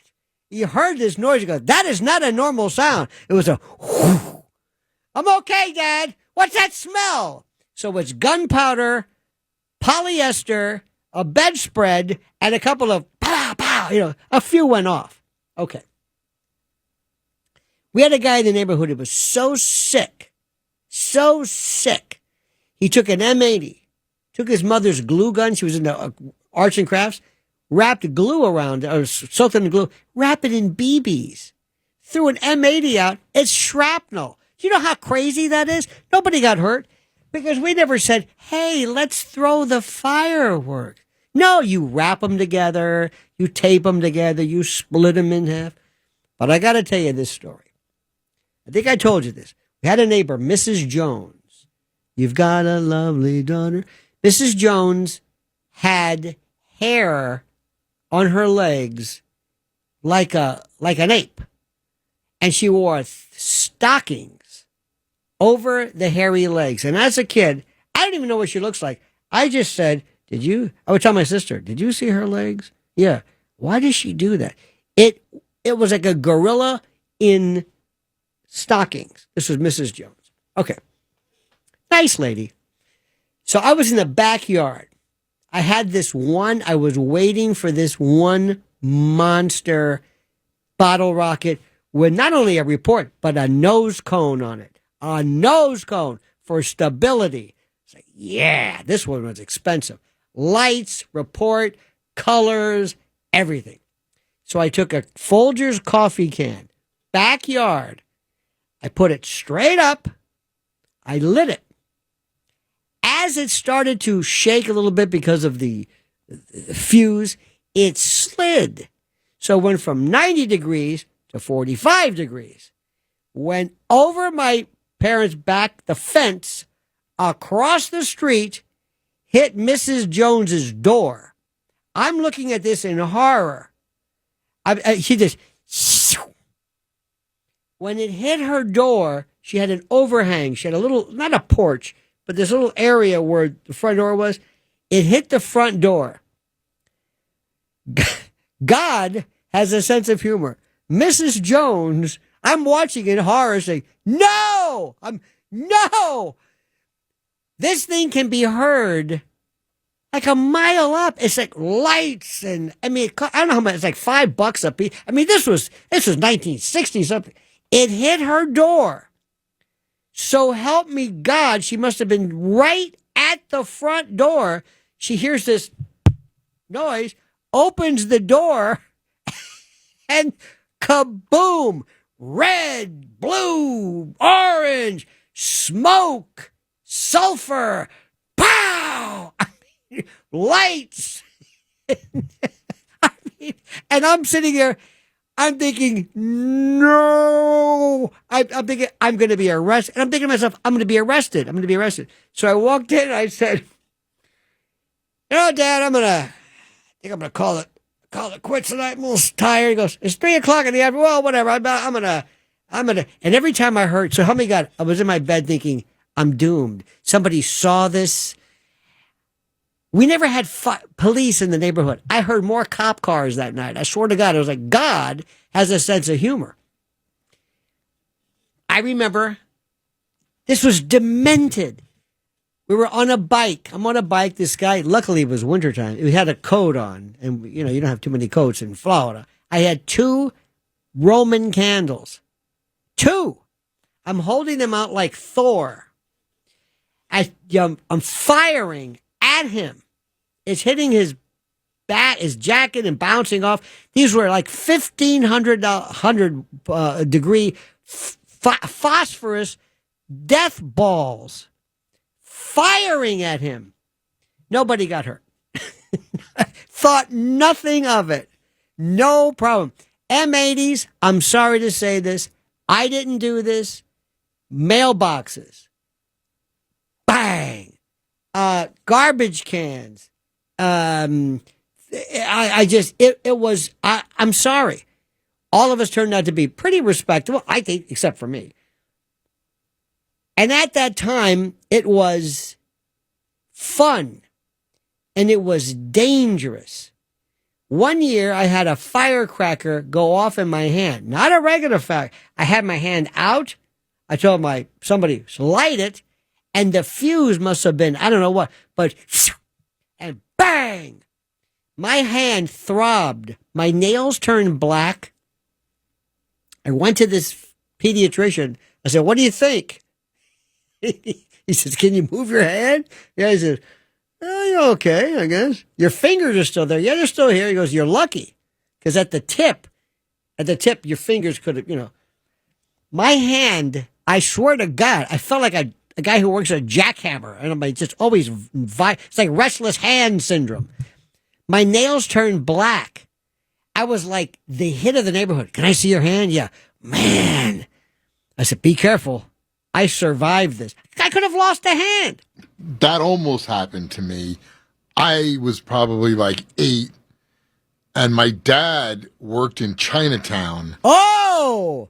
And he used to wait until like July 3rd. Yeah, right. And he would get all the stuff that wasn't sold in Chinatown and bring it home. So I remember probably months later, maybe it was the next year, who knows. We had firecrackers somewhere in the house. And I took the firecracker, much like you did, and I lit it, holding it, and I threw it, and it exploded in the air. I saw it explode in the air, and my first thought was like, oh my, I would have lost a hand. Yeah. And I remember I had a friend of mine, we were like 14, and we used to empty out all the powder from the firecrackers. Yes, and yes, light it. yes. And we called it a genie. Right. Because it made this flame. And he burnt his hand because he had his hand over the flame. I remember the first time hearing an M80, I was probably like 6 or 7, and it was like the loudest sound I ever heard in my life. The explosion of the M80. And when we were 14, my friend had a camp out in his backyard. And I had these firecrackers. My dad used to get them. So we had 5 jumping jacks. Remember the jumping jacks? They were like these little things that spun around and lit up. Yes. And you didn't know where they were going to go. Right. Because they were so dangerous. And we had a couple of bottle rockets left over. So I took them. And it's like we had a sleepover in the backyard. And we wake up at 7 o'clock in the morning. And he lived across the street from our elementary school. And we go to the field of the elementary school. And we find a bottle. We stick the bottle rocket in the bottle, and it was one of these. Yeah. You heard it, right? And then it exploded. So we stick it in the middle of the field. We light it on fire. The thing goes up above the trees, lands on the street behind the trees, and explodes at 7 o'clock in the morning on the street. We could see the light through the trees. Oh, God. So we start walking back. Right. There was a long driveway into the school. Trying to look nonchalant. Right. And a cop car. Yeah, there we go. Pulls into the driveway of the school. Now I'm walking, and we're like 50 yards from the car, from the driveway. We're in the grass, and I got my pockets are filled with firecrackers and jumping jacks, and I'm throwing them in the woods. Oh, the cop's gonna see us. And we wait till he can't see us anymore because he has to turn around, and we book and take off. We go back to my friend's house, and his older brother's sitting there eating breakfast. Mm-hmm. And he just looks up, he's eating his cereal. What are you up to? No, nonchalantly just looks up and goes, I heard you guys. Right. I know what you guys are doing. And we're like, with a look on our faces, he goes, don't worry, I won't say nothing. Did you retrieve your stash? Did you ever go back and find out where we tried? I think we felt like a pass. See, you didn't learn your lesson. Let's go back and find it. Oh, yeah. I hope it's not wet. You know, from the dew. They have to still be there. No one's going to go over there. They got to still be there. We found like 1 or 2 packs. But I did the M80 thing, not mailboxes, grapefruits. Whoa. Put it in a grapefruit and lit it on fire. And watched the grapefruit explode in the middle of the street. There were people who also, I kind of drew the line at living, like I had a friend who loved where we had lizards everywhere. These things with the thing underneath the mouth, that little rainbow tissue that whatever this thing is. I'm not exactly good for nature shows. Rainbow tissue. I don't know what that is. But he would put a firecracker. And I'm saying, let's don't hurt or harm. But I loved the notion of death and dropping of Do I have time for the story? You know what I'm going to do? I'm going to wait. This is a tease. Wait till I tell you about a guy that went to a remote that we went and gave me a special gift. Okay? You're going to have to, this is called the tease. True story, unbelievable. Next, on the other side of midnight with Lionel. The Other Side of Midnight with Lionel.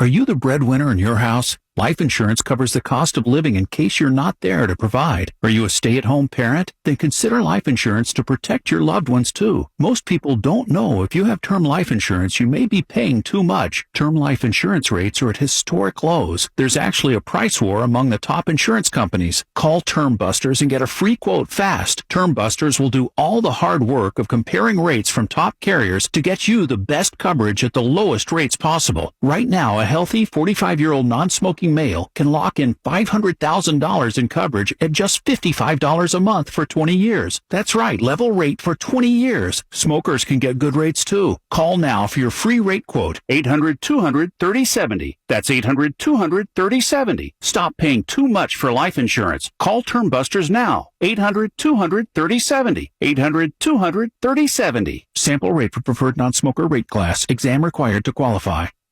Listen to Dominic Carter every weekday at 3:55 p.m. for the Tunnel to Towers Foundation.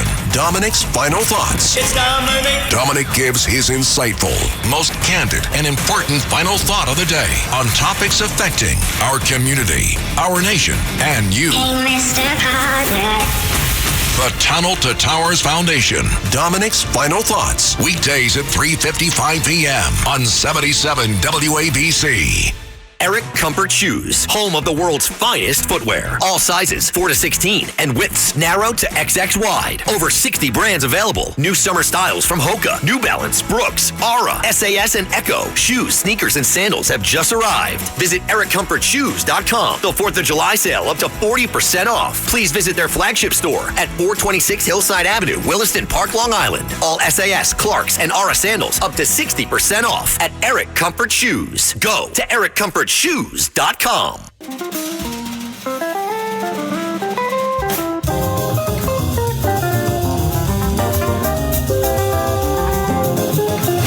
It's The Other Side of Midnight with Lionel.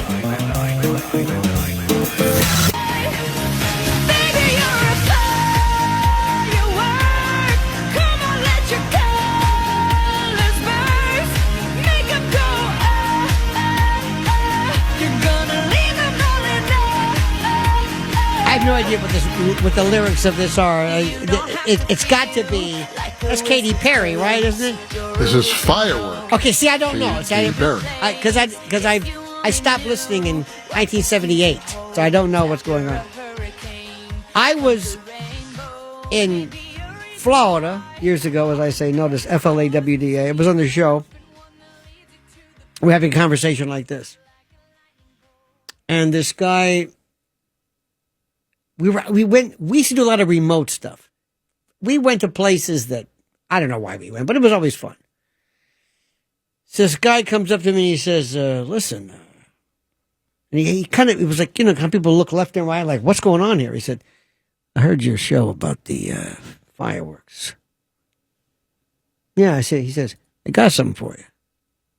And he handed me, it was a sock. It looked like a thick sock with this tube, like a tube, whatever. And he leaves. I don't know what his name is. I take it out. It looks like a PVC pipe with like an orange handle. It's an artillery simulator. I'm walking around with this thing. I said, what? And it says stamped. Do not, official. I don't know what this was. So my friend, who was a former Ranger, he goes, where'd you get that? I said, so anyway, it's either a M115 simulator, a slim round, a slim grenade, also called Bangalore's loud explosive training devices designed to simulate the sound and shock wave of real artillery shell or mortar blast without the shrapnel or the crater. And yes, they can sound like okay. So there was a place out in like Pasco County, out there in the middle of nowhere, some field. I got my friend who said, I don't know what this is. He goes, I've seen this. He says, this is good. Pulls the thing, throws it. And thank God it's everything it said it was. Artillery simulator. It didn't make none of that, but just boom. And I swear to God, it's just the reverberations. I watch explode. This is sick. I'm telling you, if ever I become a serial killer, which I thought about, theoretically, they're going to go through my YouTube feed and say, this guy's demented. Airport arrests. But sometimes they get into explosions. The best, not the best, but there was an explosion of, I think it was a fertilizer factory. It's in Lebanon or someplace. You've got to see this. And I don't know. Like, I talked to women about this, and they say, why do you want to do that? I said, why? Why? This is my suggestion for all fathers. If you want to know if your boy is gay, not that there's anything wrong with it, but just say, want to go outside and throw some fireworks? If his eyes light up, he's good as gold. If he says, nah, I say, it's over. Sorry, it's over. It's over. I watched this. You can see it online. Just top 10 explosions. Detonation of dynamite out there when they do industrial dynamite. I don't want to say this to be callous, but when they talk about all these bunker busters and Paul Tibbets, the Enola Gay, that's got to be, because the first thing you do is when you were a kid, you light the firecracker and you run away at 30 past the hour on the other side of midnight. You light it and you run. Imagine you're Paul Tibbets. You're flying Enola Gay, and the reason why they detonated high up was so they can get out of the way because of the shock wave. Again, this is horrible, loss of human life. But there's a sick part of me that says, yeah, that's true. But can you imagine seeing that and feeling that and just, wow. Wrist rockets. Remember a slingshot? A wrist rocket with an M80 with a fishing weight. We had this glue gun. We could glue anything. Fire one of those things, and you wait to that, boom. And that look where you look at each other, and it's almost, and I say this reservedly, it's almost sexual, but you don't know what that means. Because it's not fun, it's beyond fun. It's mischievous, or some people say mischievous. It's fun. And just talking about that, let's go outside. Come on. Let's go. Let's do a remote to start firing. Throw a nice artillery simulator on 6th Avenue. Let's go to Tommy. Tommy in this place called New Jersey. Tommy, you're on the other side of midnight with Lionel. Good morning, Lyle. Good morning, my friend. I love your show. I've been on before, and just keep doing it, man. It's amazing. Hey, Lionel, I remember 2 incidents. One very tragic was we were kids. I was around 13 or 14 years old in a public schoolyard. And the day before 4th of July, we had a box of what was called cherry bombs in those days. Mm-hmm. And about 5 or 10 guys or 5 or 8 guys on each side of the schoolyard were having a cherry bomb fight. And it was a lot of fun until this guy Billy, I won't mention his last name, Billy decided to try to catch one and throw it back. No. And it wasn't even on his hand at the time. This is really moronic stuff for a guy 14 years old. And he grabs it and throws it, but it wasn't in his hand at the time, but it still blew off the tips of one of his fingers. Oh my God. Right? But you think we learned our lesson. We're going to go back 20 or so years later. They had something called aerial bombs. And it would blow up like an M80, then shoot in the air, and then a big explosion. Well, me, and I won't mention his first name, Ray, we were on 69th Street in Bensonhurst, and we were having sort of a 4th of July party with everybody on the block. And because it's 4th of July, some guys are throwing firecrackers. Get this now. Me, like an idiot, purchases from a friend a 10-shot aerial bomb. And what it is really is 10 of these things are stapled on with the fuses to a 2x6 on the floor. And what it does is, maybe it might have been a 1x8. I forget. Anyway, it was stapled on. And now it's later in life, mind you. It is 1980.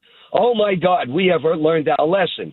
So 4th of July, we decide we're going to be safe, and there's this 10-shot aerial bomb thing, and we don't really know what it's about, except I paid for it. And we put it in the middle of the street. Well, you want to talk about being apologetic to the neighborhood. It starts going off, and we think it's cool. And first there's every one of them has an M80 explosion, and then it shoots it up in the air, and there's a kaboom. You never believe it. So it's a combustion bomb, right? An aerial bomb. Having said that, it starts going off. Once it starts going off, you can't stop it now. So you have 10 M80s and 10 aerial bombs going off one at a time. Boom, bomb, boom, bomb, right? And we're blowing out. Now, kids are screaming. Women are running away. We're blowing out top floor windows in the homes in Bensonhurst, right? And the windows are going out. There's no cars coming down. There's smoke all over the place. We had to apologize and pay for everybody's window, mind you, right? And it was horrible. And we were even like, oh, my God, what are we going to do? Hey, Ray, what are we going to do? We're going to be arrested. We're going to be in trouble, right? But we had friends, and we didn't get arrested or anything, but the police did come, and people were calling the police and calling the fire department, and nobody burned down. There were no fires, except there was around at least 4 or 5 windows. There were top floor bay windows, because that's what the kind of houses they are on 69th Street. And it was awful. I mean, I had one daughter. My own daughter was crying. She was crying. I love it. How Do you think? And by the stupid way, but how stupid can you be? Oh, by the way, no. See, stupid punctuates fun. Fun without stupid is responsible. But I got to tell you something. The great memories now. But you know what's funny? But I was thinking of with all of the unique characters in Bensonhurst, who might have a particular idea of, let's say, self-regulatory justice, without necessarily calling into account the gendarme. Yeah. But speaking of which, I had a friend of mine who was retired from fire department, and he was an expert in flintlock. I never saw this. First of all, he had the most incredible collection of authentic flintlocks. Have you ever felt one? It weighs like 50 pounds. How they shot this, I have no idea. So anyway, we're in his backyard, and he doesn't have a ball, and he says, "Well, let me show you how to work." He pulls back the half-cocked expression. He fills this with a gunpowder, and then we have the pan, a flash in the pan, all these expressions. So he says, "Okay, now hold this," and he puts in. He's got that bladder, that thing where you bite the end of it off. It's very authentic. He pours that in. We have a piece of spark or I don't know what it's, flint. He says, "Okay, pull it back." It's a cap, A right? cap. Well, yeah, but he says, "You ready? Now, aim this way." Now, across the street, I guess they knew who he was. there I am, and like his between houses, these people are kind of looking like, is that a flintlock? Or what is that? So he says, go ahead. I said, you sure? He goes, yeah, go ahead. There's nothing in it. I said, yeah, but to somebody who's seeing this, they don't know there's not a ball. Anyway, I fired it. What's great about it is that when it hits, when that hammer comes down, slices the bit of flint, causes the spark, you wait about a half a second, a little bit of a sizzle, and then boom. But the best part is this white, powdery smoke. That's why on battlefields, they couldn't see each other after a few of these things went off. Now, let me ask you something, Tom. What do you think is about? Because I think it is a preternatural, atavistic, actual male thing. What is it about it that makes us lose our mind like that? What do you think it is? I don't self-deprecation. No, but I mean, I think it goes back to the idea that we were hunter-gatherers. I think we were violent, that we hunted, that in order to go out and to slay a mastodon or whatever the hell it is that we slay, to eat, to feed the troop, we have to enjoy violence. We have to not run from it. I don't think Liberace, when he grew up like this, I think there's something, I'm serious, I think there's something atavistic. I think it is important. Let's go to Mike in South Carolina. Mike, you're on the other side of midnight with Lionel. Good morning, Lionel. Good morning, sir. Yes, just woke up a little while ago. And you are in the, by the way, the firework capital of the world. Yep. There are stores within a 2-mile radius of my condo. I'd say 3 or 4 firework places all over the place. I was laughing my butt off when Matt was telling his tale. You were telling your tale growing up in Florida. Right. When I grew up in Nassau County, Long Island, I was about 12 years old. And guys would have M80s and cherry bombs. The guy that called before was great. And cherry bombs. I would take the fuse of a firecracker and I'd take the powder out so it would burn slow. There were 2 guys that had contests. Who's going to play chicken and who's going to hold on to an M80. Yeah. Oh, yeah. And there was a rope hanging off a tree. There was a creek we used to hang out at. And when it rained, it looked like the Mississippi River. This guy's hanging he's hanging from the rope on the tree. He's got the M80. We've got, what are you doing? Oh, I'm going to light it. He lights it. You better throw it.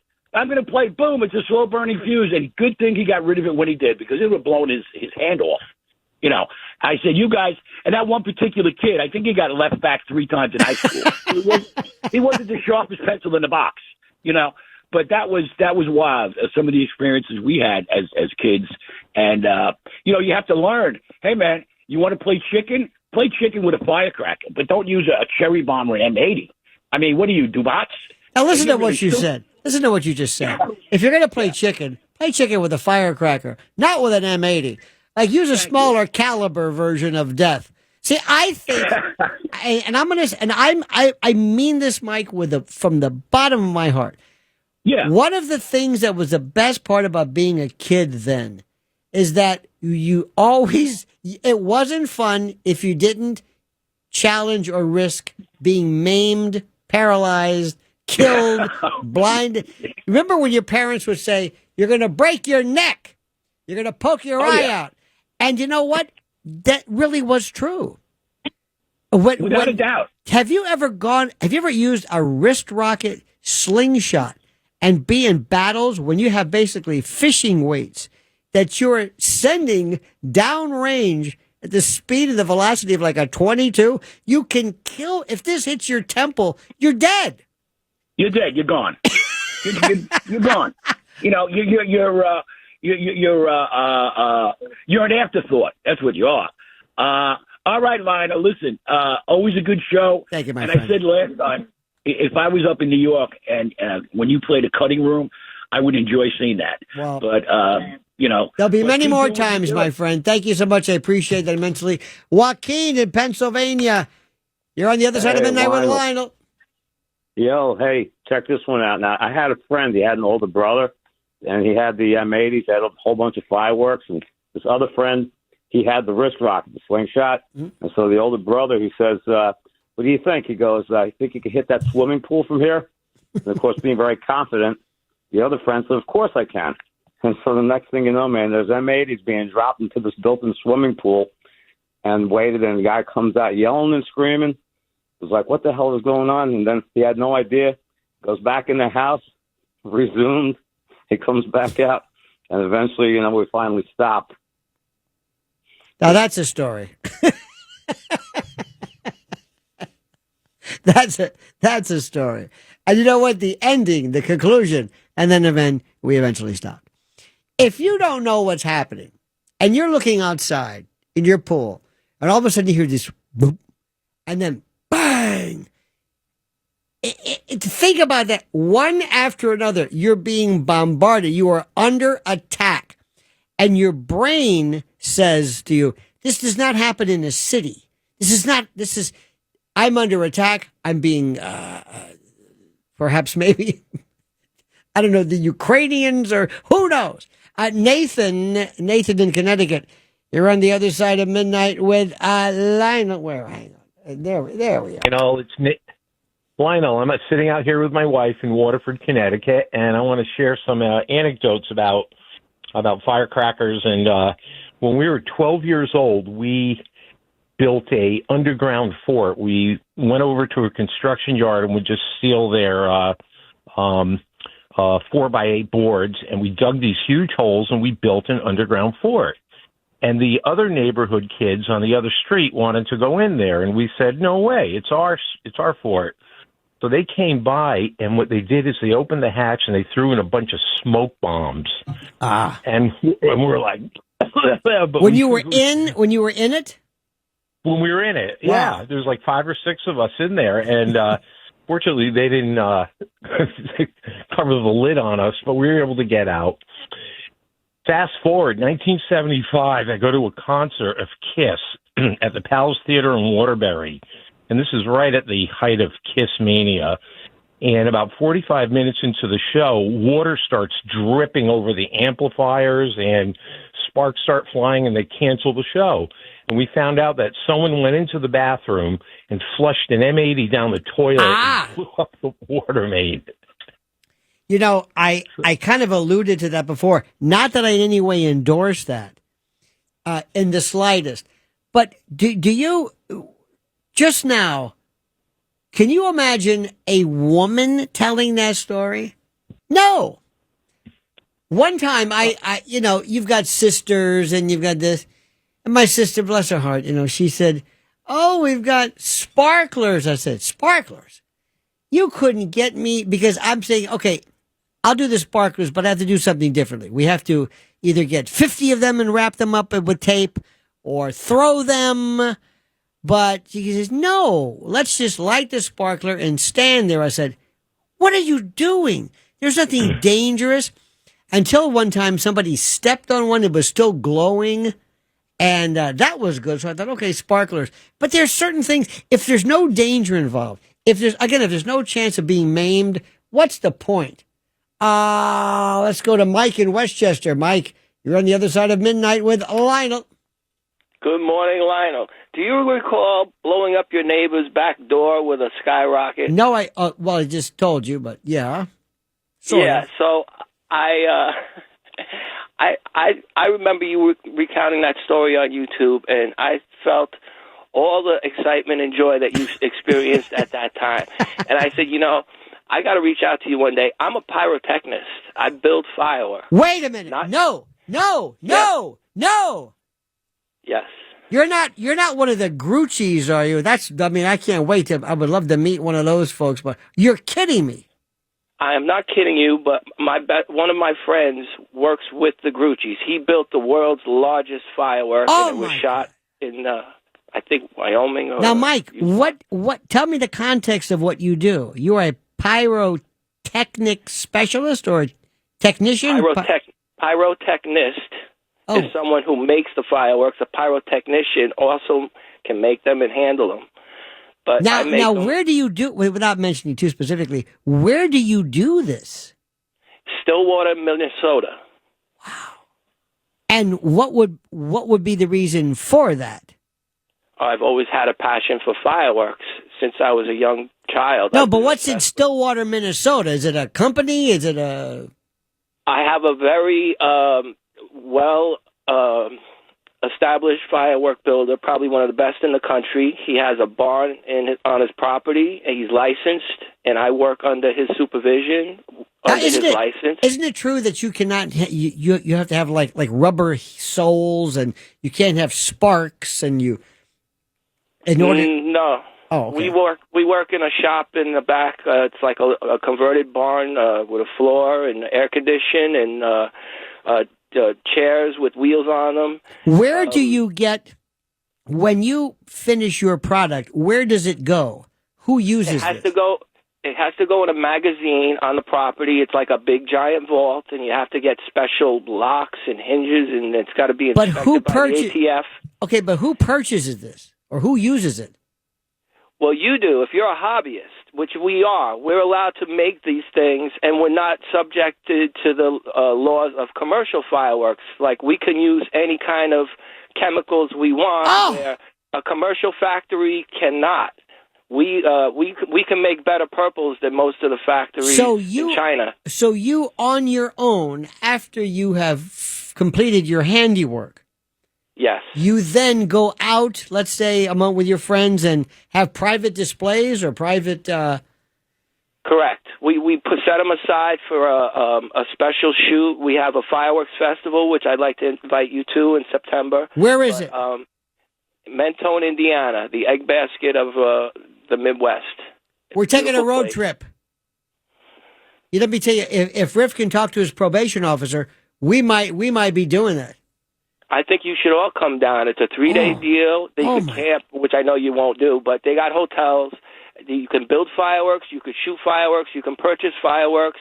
You can learn how to manufacture them. You can do rockets. You can learn the difference between, most people don't know, 90% of the fireworks in this country are from China. And all the shows that you watch are Chinese shells. They're ball shells. You want to see the stuff we make. We make big Italian cylinder shells. I got friends that make shells that weigh over 100 pounds, and they stand 6 feet tall. Italian cylinders like Grucci cylinders? Is there something to that, or? Yes, there's a lot of work involved with that. You got to use twine and string, and it's all organic with just paper and glue and raw chemicals. Mike, do you have if I put you on hold, can I get like your email and I can email you? Because I want to follow up on this. I'm dead serious. I'll give you all my information. I would love to speak to you off the air. Do me a favor. YouTube channel. Do me a favor. You do email me because I'm subscribed to your letter. Okay, well, but I don't know which one. I'm going to put you on hold, and Riff Raff's going to speak to you. But by the way, he's severely hard of hearing, so you're going to have to yell as loud as you can into your phone. Okay, I know it may sound strange. I'm going to put you on hold, and I want you to do me a favor. Get his information down to Riff. I said, get his information. You know, I love the guy, but this yelling, I misses half the stuff we hear. But anyway, bless his heart. He's got a heart of gold. Deaf as a doornail, but he's got a heart of gold. More coming up on the other side of midnight with Lionel. The Other Side of Midnight with Lionel.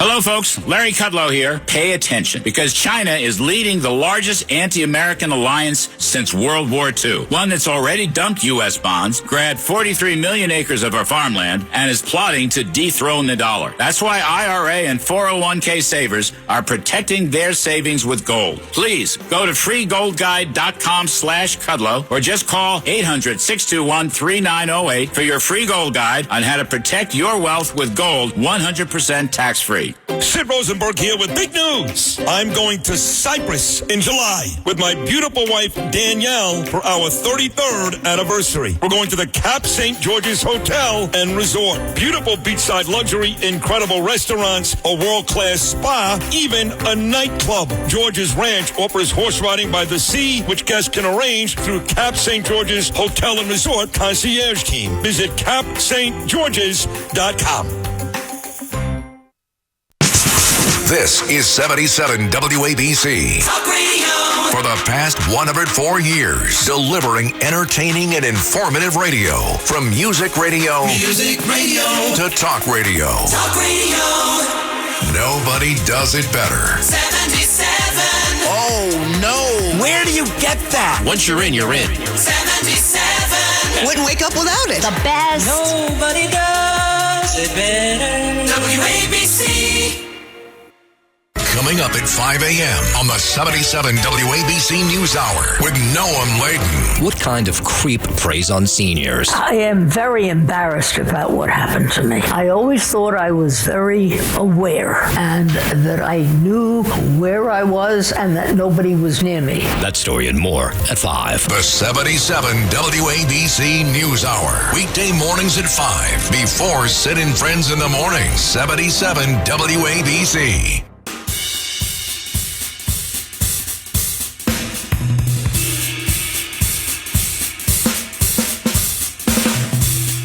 The Other Side of Midnight with Lionel.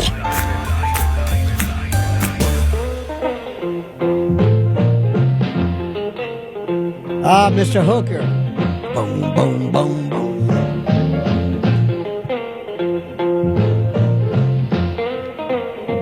Imagine this fellow teaching newly arrived immigrants how to speak English. Boom, boom, boom, boom. I'm gonna shoot you right down. You know, during the course of this, we're talking about fireworks, of course, and I guess we're working tomorrow. I guess, thank you. Well, we're going to celebrate it. Our country's birthday and all that stuff. Mr. Blaze and I were just discussing, as much as I love this stuff, fireworks, 1 year, every now and then, they alternate between this, Hudson and East River. 1 year, right outside our window, I swear to God, it was like nothing. I mean, I can't believe what it was like to see it. And after maybe, 30 seconds, I got bored. And my wife is just loving it. And I'm saying, but that's. And you said something right now, which is interesting. You said, I don't want to see something that goes up and blows up. I do something that stays on the ground and goes boom.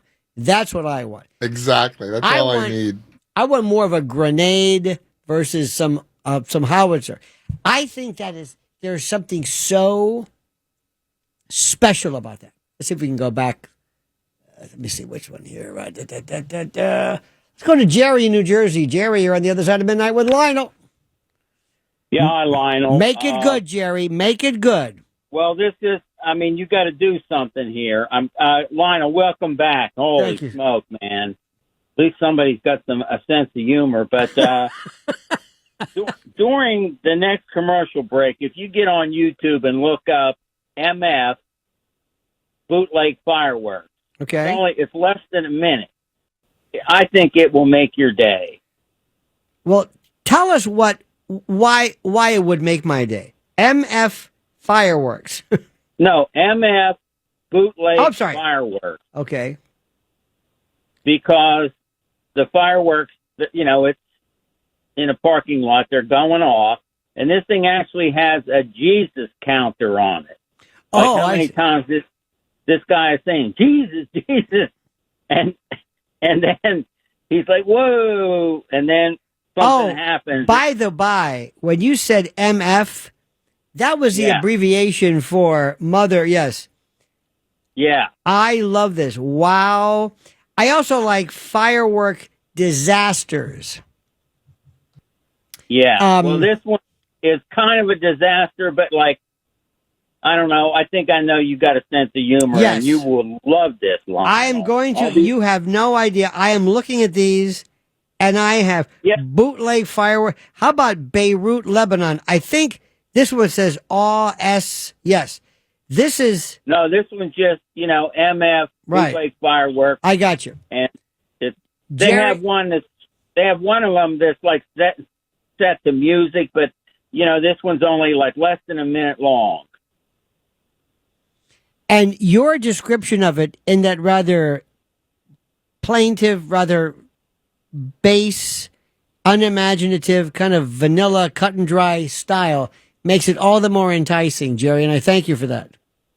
All right, Lionel, good to have you back. Thank oh you, sir. My God. I remember one of your teachers, what did you call her, Sister Mary Butch? Sister Mary Agony. Oh, no, you said Butch. Well, and could then be. how when Terry Shivo was oh, in yes. the hospital with, you called it that rictus Yes. mouth. And Dr. Sean Hannity was diagnosing her from TV saying, look, she's tracking the balloon. Yes. And we were, yes. At that particular time, I'm saying, you don't understand something. She's in a persistent vegetative state.